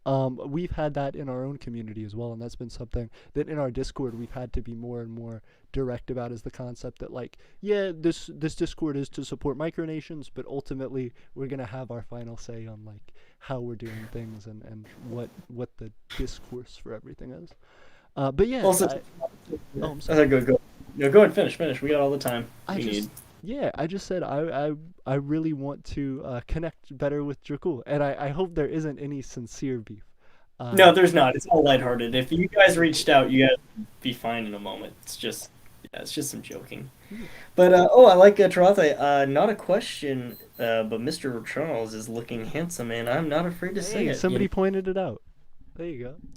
At least there's one good-looking chap in the tree. Just kidding. We got a handsome emperor over here. We got I am but a humble Shema. I it's cannot the question. it's the two monarchs. We got the two styling monarchs coming in the limo, driving up. Damn right. Wait till I see you at Microcon. We're gonna get that photo together. Of course, That- we need to. Yes. How tall are you? I am 6 foot. This is gonna be the funniest photo ever because I'm 5'3". I So this is love gonna it. be the fucking photo. This is gonna be the Oh funniest man, photo that's ever taken. I Yeah. have I have always wanted to. This is gonna sound so weird. I've always wanted to ride on someone else's back, but because I've like even since being like a little kid, I've always been like a taller person. Can't do it. You Can't. can. I guarantee I can support your weight. If Oh you my want to ride goodness. a microcon, if you and I ride a microcon and you want a piggyback ride, I'll do it. I will do it. Please, and I'll drag my legs. It'll be great. That's the photo. That's the that's the one we Yeah, need. that's the exact moment the Vice cameras start rolling. You know what I'd love to do? And this sounds so funny, but I've always thought I like photobombing. Imagine Vice is there and they're interviewing. Let's say Christina gets asked to sing her national anthem again. Um, and they're doing that. I would love if you and I just ran past the background of the camera screaming while you're on my back. Absolutely. We're going through. The camera pans really hard. Someone in the background's like, fight, fight, fight, and you're just dragging me around. Oh, that'd be great. Oh, we do actually have a couple more questions we'll answer, I guess, before we, end the streamers on the way out. Yeah. Charles, how do you make/get medals? As I said earlier, A lot of creativity and just gathering around. One of the things, and that's one last thing I will look up. I will get over to you real quickly before we end the stream because I know the audience would like to see it too. I bought the medal online from some websites. I bought the blank medal and the badge separately, but I would ask around to a lot of your local. Also, for AP, I just sent you the link to where I bought the medals in the Discord chat. Add that in the description. Oh, thank you. Um, but you can find it if you call your local medal stores, like for sporting events. A lot of them will give you some blank or custom ones. You just got to be creative. You can find them at Party City, or like for this particular medal here, I got the medal section from Dracul back when I was in Dracul, helping them with some stuff. But the ribbon itself was actually from another medal that I'd won from when I was in cross country. It was 10th place, so it didn't really hold any special meaning to me. So I kind of kept it over here. But what I used to do was I used to have a sash. I got that from Goodwill. I just got to look around, use some creativity and don't be afraid to get a piece of construction paper and make a sash out of it. There's no shame. In fact, I think that honestly makes it funnier if you're walking around with a sash made of paper on. If you're in school, some people might call you names, but don't ever take it seriously. Take it in stride. People used to make jokes about me and my old prime minister when we wore our full regalia in high school. Screw it. You know what? That's attention. And be like, you know what? I am the king. Yeah, Rock it. And that is absolutely. read. And I think that also shows as your nation builds up and as it gets bigger, having that initial start is also a lot cooler because then people get to see how much you've changed over time and they get to see sort of all the efforts that you've overcome and continued to grow into. So do it. Just start with something and don't be afraid to like Charles said, modify things. Don't be afraid to be as creative as you can with your stuff. And then two more questions. And one of them says, Rich Rex says, "Hey man, he do be kind of right though when they were talking about Dracul Eternia beef." Ooh. So Rich Rex says, "Would you agree if I said without opposition, representative democracy or direct democracy cannot function correctly?" So without opposition, democracy can't function correctly. I think that's true because I think the core tenet of democracy is debate and people disagreeing with each other. Without any discourse, I think at that point you just have an oligarchy, or Yeah. you have a bunch. No, I completely agree. And it's weird because if you had I'm thinking of like the Borg or so, like having something that is completely a single party state, having something where everybody agrees with each other isn't even democracy because it's just not a show of what's actually there. Nobody is perfectly agreed all the time. In fact, sociologists have done like studies that say that in a group bigger than I think 12 or 13, you can't get anybody to agree on anything. Like you can't get the entire group to have full consensus on one idea. So it's impossible to say that you have this one party state. Next question comes from Katie Baruzzi. What do you think about micronations breaking American or federal law? What do you think about micronations breaking the law? The bad boys. The baddies. I think it depends on what that micronation is trying to do, and also why they would need to break the law. Like I think breaking the law and micronationalism aren't synonymous things. There's no reason for them to be. So I feel like if a Disagree with that. micronation, interesting. So I feel like if a micronation is developing and expanding themselves and says, we need to stop paying taxes or we need to secede and not allow um, macronational authorities onto our land and stuff like that. Well, the land that you are occupying, if you're inside of another nation, is generally owned and belonging to someone who existed long before you, even to the degree of, well, no, I bought the land is mine, I paid for it from the last owner. It's still something that was congregated and brought together by people who existed significantly before you did and established that as a means for a home for their families and for the people that they support.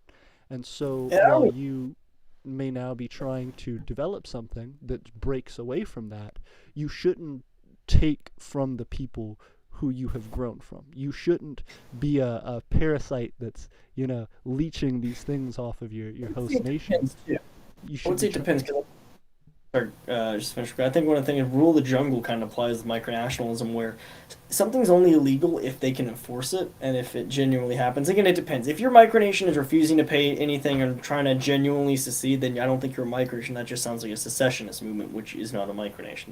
That's a different thing. Micronations are more on the hobby side as opposed to, or at least it's ideological side. They're not they're real. I guess goes with being realistic. For example, Hutt River Province in Australia seceded over a tax dispute, and he genuinely didn't pay taxes for 50 years.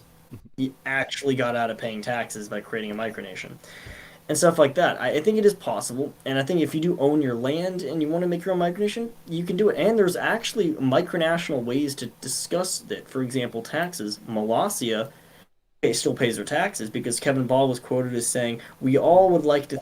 We'd all, or something. I'm paraphrasing, of course. We'd all like to think that we have our own country, but the U.S. is a lot bigger.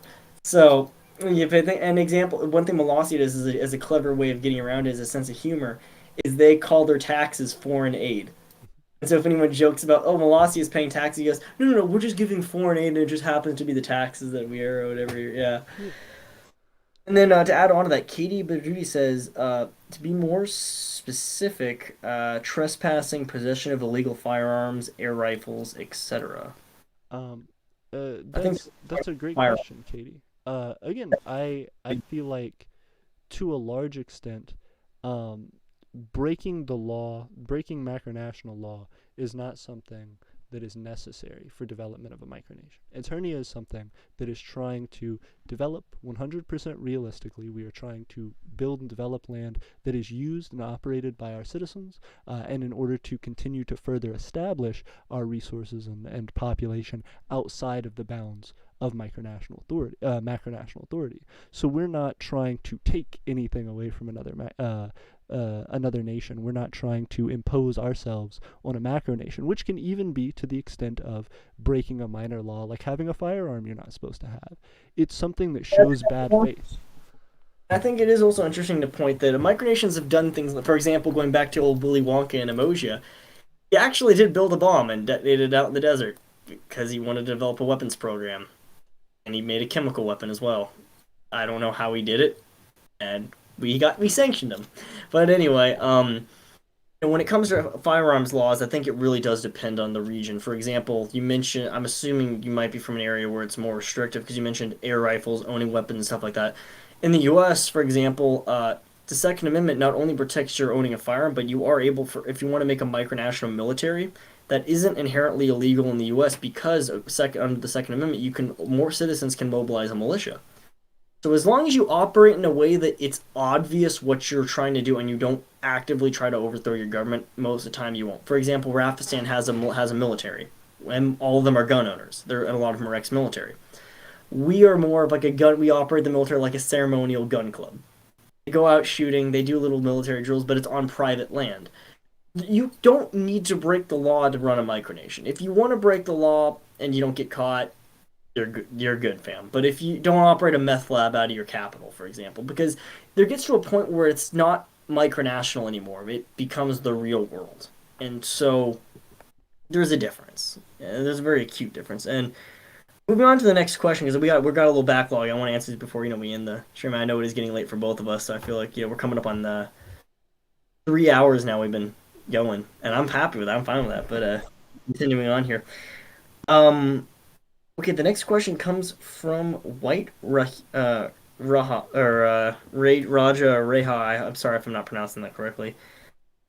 Sorry for barging in with a question, but what is your opinion on the micronational organizations like the Cupertino Alliance or the GUM? This is where Psychodia would be of great response. Yeah, I could tell you a little bit more about the Cupertino Alliance because a lot of that was formed from ex-OAM members, kind of rebuilding. GUM, looking at it from the outside, because I don't follow internally, I don't think either of us do. Neither of us are really into that whole area. From what I've seen, I think they're fractionalizing. I think they're weaker than they used to be, but I think they do, at the very least, operate and give some form of essential helping hand to newer micronations, and their reasons to exist are to help younger nations. They're kind of a UN-esque group. I think the GUM is the closest. Unfortunately, they are the closest thing around to a micro UN, just in terms of operational membership and stuff. I think they have worked decently. But shall I move on to the next question? Yeah, absolutely. All right. Republic of Avalonia says in terms of Air Force stuff, I got my FAA drone certification today. Good for you. Congratulations. I did as well. I'm actually a student pilot with my license. So, okay, next one is from The Mines, and The Mines asks, shouldn't the final step of all micronations to be eventually to try and secede, even if it doesn't take a long time, or at least gain independence? I would say it depends on what you're setting out to do. Because if you're setting out to be a secessionist state, and that is your end goal, yes. If you're setting out like a Molossia or a Rafistan, and you're setting out to be more of a project and creative political freedoms, like for Afghanistan, we're more of an expression of property rights. So the purpose of our micronation is to show a man with his property is like a king in his castle. It's an expression of property rights, while at the same time recognizing, hey, we can declare independence all we want, but might makes right in the world of international law. So Awesome. depends on the micronation. How about Yeah. you, AP? What do you think? Yeah, no, I 100% agree. It depends on the micronation. That's what that question is one of the reasons why we, have talked so heavily about realism versus fantasy and what you're attempting to do. There are certainly very many realist micronations who even still would not have any Also, interest in secession. I gotta grab one thing real quick. Keep talking. I'll be back in about 2 minutes. All right? Sounds good. Don't in the stream it. Don't in without me here. I'll be right back. Um, no, so absolutely, I think that it is a lot about what your nation's trying to do. Even if they are a realist nation, they still may not have any need to secede or any interest in it. Specifically in Eternia's case, for example, Eternia is not a secessionist movement. We are not trying to take anything from any nation or claim any land that is already claimed by another nation. We are trying to utilize the resources in the nations that we are a part of, the macro nations that we are a part of, to help us to continue to build and expand our influence outside of the territories and influences of those nations. So we are trying to actively build our own land and our own place for our people that is completely separate and that never was a part of another nation. So in that regard, there is no need to secede. You can consider yourself independent and as a unique entity and continue to prove that and have more and more independence and more autonomy as you grow larger and larger. One of the things that Charles brought up, he said, might makes right in the world of macronational politics, and I think that is true to some degree, but I wouldn't take it too literally. Having power and influence is what makes right. And so, to an equivocation of might, it really means having something that is of value to those nations.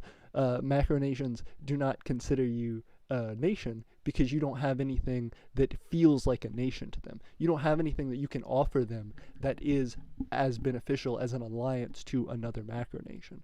So once you start to get to that point, if your micronation has underneath it companies that are worth millions of dollars, industries that are worth hundreds of millions, if not billions of dollars, then you were talking about a concept where that group, that organization, under potentially thousands, hundreds of thousands of people who are active, living, everyday participants of that society, could then very well argue themselves as a real nation and get support from other nations around the world who need the aid that they can supply, who need the resources and trade agreements that they can supply. So I think that you absolutely don't need to have your goal be secession in order to be a micronation or even to be a realist micronation. If you're not interested in being a realist micronation, then it's absolutely not necessary. If you are being a realist micronation, the only reason you should ever need to secede is if you're trying to secede, trying to take some land away from another nation. I don't think that is the right way to go. It doesn't benefit the communities in that area, and it doesn't allow for the proper growth and development that could be nurtured inside a micronation that's just attempting to build something unique on its own, which is what micronations are doing. Well, the next question is asked by Rick Rack. Asking is, well, larger autonomy should be a goal, but not necessarily secession. That can be seen as threatening to macronational establishment, which is dangerous for micronations and the ideas it represents. 100%. And that's why I've always described it. I hate using this phrase because ever since 2020, it's gained a negative connotation. But I like the phrase autonomous zones to describe micronationalism. We should strive to be autonomous areas. We were being independent from our mother states, but at the same time, we're not pretending to be something that we're not. We're not declaring ourselves as thing. We're our own micronations. Micronations should first and foremost seek recognition from other micronations because we're our own form of sovereignty. We're the sovereignty of the person over the sovereignty of society. And there can be multiple ways of describing a country within the world and within our minds. It's unique. And this is what I think is the most interesting philosophical construct of micronationalism in any form. Is it really is a show that sovereignty and what we describe as independence is really purely a human construct. It is the position of what is statehood. It does state, and I know a lot of micronations use the Montevideo Convention as the grounds to justify their statehood, and that's a good thing. But just because a micronation claims something is their territory, does that really mean they control it? Look at China and Taiwan, for example. Taiwan operates completely autonomously from China, yet China still claims that Taiwan is part of them. Whose claim is right? And it's purely simply an eye of a beholder. Let's look at the United States. There are vast swaths of desert. For example, the area Rafistan is in, the nearest town is an hour away. It's in the middle of the desert. Like Arizona is 70% virgin land. Very little low settlement in Arizona. Is that part of the U.S.? Because the U.S. claims it's part of the U.S., but at the same time, there's no humans out there.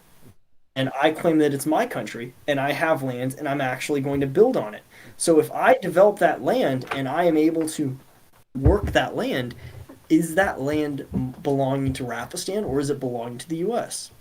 Now, a lot of people would say, a country is a country if other countries say they're a country. But what makes those other countries countries? Is a micronation recognizing me any different than, let's say, Peru or Portugal recognizing me? It's all an interesting philosophical debacle. You know, what is sovereignty? Absolutely. And that's why I think my philosophy on it and Eternia's philosophy has always been, in a way, kind of a utilitarian one, just in the sense that it is about what you can produce. It is about the amount of value, the amount of effort that is traded between those. If your nation is recognized by your local micronation, that is absolutely beneficial to you, and that is recognition in a direct and pure sense. Do not underestimate that. That can get you very, very far in the world. But if you were all of a sudden, out of the blue, recognized by Portugal, that would be an entirely different thing. There would be some large-scale value to that. There would be some inherent dollar value that you could put to them saying, this is a country. And at that point, you'd also have to transition to what the next form of sovereignty is protecting your sovereignty. Because let's go back to saying, like, Rafistan. It's an acre of land in the U.S. Let's say that Canada decides to recognize our independence. Well, now, what they're saying to the U.S. is that the U.S. doesn't have jurisdiction over it. That changes a lot of things. Because if the jurisdictional lines only exist because might makes right, what if the U.S. wants to reconquest it? The best example is if you've ever seen the Family Guy episode with Pretoria. You know, that episode, that's a good way of looking at it, where you can say it's a sovereign country, but the U.S. wants it back. You can take it. but I think then there is the moral, and we can talk about this more. This would be a great topic for one of those group meetings. But I think the concept there to me is who is the moral victor. If the concept is, oh well, you could then be invaded by a macronation, sure, but if you've done nothing wrong, if you have not tried to overexert force on that nation, if you've not done anything but exist and follow the laws and continue to improve your sovereignty, and somebody does recognize that, I doubt the sovereign state that you are inside of would try to just directly kick in your door and shoot you. They could, and that's something that's possible, but especially with Depends. larger nations, that doesn't seem super likely. What more than It likely would definitely happen? is true though, because I will say you don't see too many micronations in China. I'm just saying. Absolutely. Well, and that's something that can happen. Actually, we have a micronation from China in our micronational map. It was something that was sent. It was an interesting encounter. Uh, Actually, a good example you mentioned, by the way, it's good you mentioned like international. We actually had a debacle like that in the microwiki administration we had to deal with. There was a micronation based out of Thailand, and in Thailand, it is a felony to insult the monarchy. And he made his own micronation with his own little monarchy and operated independently and made some choice comments about the monarchy. And there ended up being a criminal investigation into him. And in order to save him from possible arrest, we had to wipe him clean from microwiki, and we purged all his data so they couldn't figure him out. oh wow, that's super So cool though. Y'all helped like an yeah, international court case. That's incredible. so there have been instances where that is actually a legitimate possibility where macronations don't always like micronations because they don't like when their citizens have freedom of expression. Just like I'm worried for some micronations in Hong Kong, I'm starting to get worried about them because there's China's starting to yoink Hong Kong sovereignty away. 100%. And I think this the situation that you described with the person in Thailand is, of course, very, very serious. But if they were absolutely not caring about their own safety or security, it would be interesting if they responded back. So does that mean that you're recognizing my country? Like if you're mad about it and you're trying to bring up a legal case against me, does that mean you're bringing it up against my micronation? Again, I wouldn't do it. It would probably get you in a severe amount more trouble, but it would be interesting as a concept. That's another thing about sovereignty, and that's one of the things like about Sealand, for example. You have to question when they were holding those German terrorists hostage on Sealand after they retook the fort, and Germany sent a diplomat to negotiate their release. That very much seems like the sort of thing that would validate the independence of Sealand, and it's that exact sort of thing that, all in all, makes it how it is, and I think that's quite interesting to think about. 100%. And that's the story that they've been banking on now for the last, what, 20 years, 30, 50 years of their existence or whatever.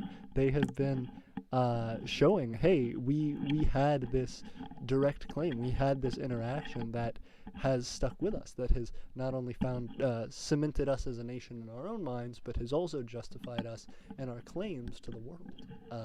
That's what's made them a great micronation. I will say, are there? Ooh, somebody brought up Rose Island as well. Um, there, there are a lot of comments that are still jumping in. If there aren't any that are super pressing, I would say I think we're gonna start winding down the interview. We have been at it over 3 hours now, but I definitely appreciate everybody coming by. Is there any final one that you wanted to read or go through? Let me check what we got here. That's what we open the Discord. I'm gonna be real with you. People are talking about different Weamos they started. True, true. And we're spitting facts, saying I'm the handsomest one here. Oh, sorry, that's just me. God, Um, of Australia saying your Imperial good night, your Imperial Majesty AP, and you can sleep well tonight. Okay, your Imperial Majesty AP. I'm gonna say this, and I think you'll agree. God, the Foreign Minister of Australia is the funniest typing person in terms of how he types. Like he's like, okay, okay, and now you know. Hmm. I'm not I'm not gonna insult you, Australia, but I love the way you type messages. You can always tell a Australian post based on the "and now you know" at the end of it. It is iconic. It is iconic. And also, I feel like if they sold merch, they could just sell and now you know. Like it'd just be the picture of their flag of Australia and now you know. Yeah, you know what? That's actually a thing. That Australia, you're welcome. We expect some royalties in the mail first Of of the month. course. Hella good branding. They got a PO box now. Send it to them. You can airdrop ours in the fucking desert. Um, Perfect. but yeah, I think it's. I guess we'll start winding down. I appreciate everyone who stayed with us for the last 3 hours and 10 minutes and 45 seconds. It's been a damn good interview. Arizona time. We started at just after 5 in the evening. It's now 8:30 in the evening, Arizona time. So it has been a lovely 3 hour interview. I can't thank the Emperor enough for this. It's good. I kind of call this my little bang back into the community here. Getting back on. Um, for anybody watching, make sure you get those memes. I want to see what is it, Smokey the Bear. I want to see Smokey Bear thing. Smokey Bear or no Smokey. Gosh darn it! Now I gotta scroll up the freaking chat to see what it was. Okay, 1 second before we're not in this stream, so I say the name. I gotta say it right. Okay, the fate of the world lies in my hands. Um, and it is called.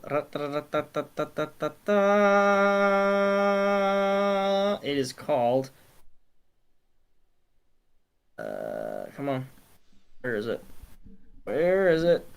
Oh, here it is. Smoky Baritania. Smokey Bear Aeternia. Yep. Sure. Very Smoky Baritania. fantastic. Please send those memes, guys.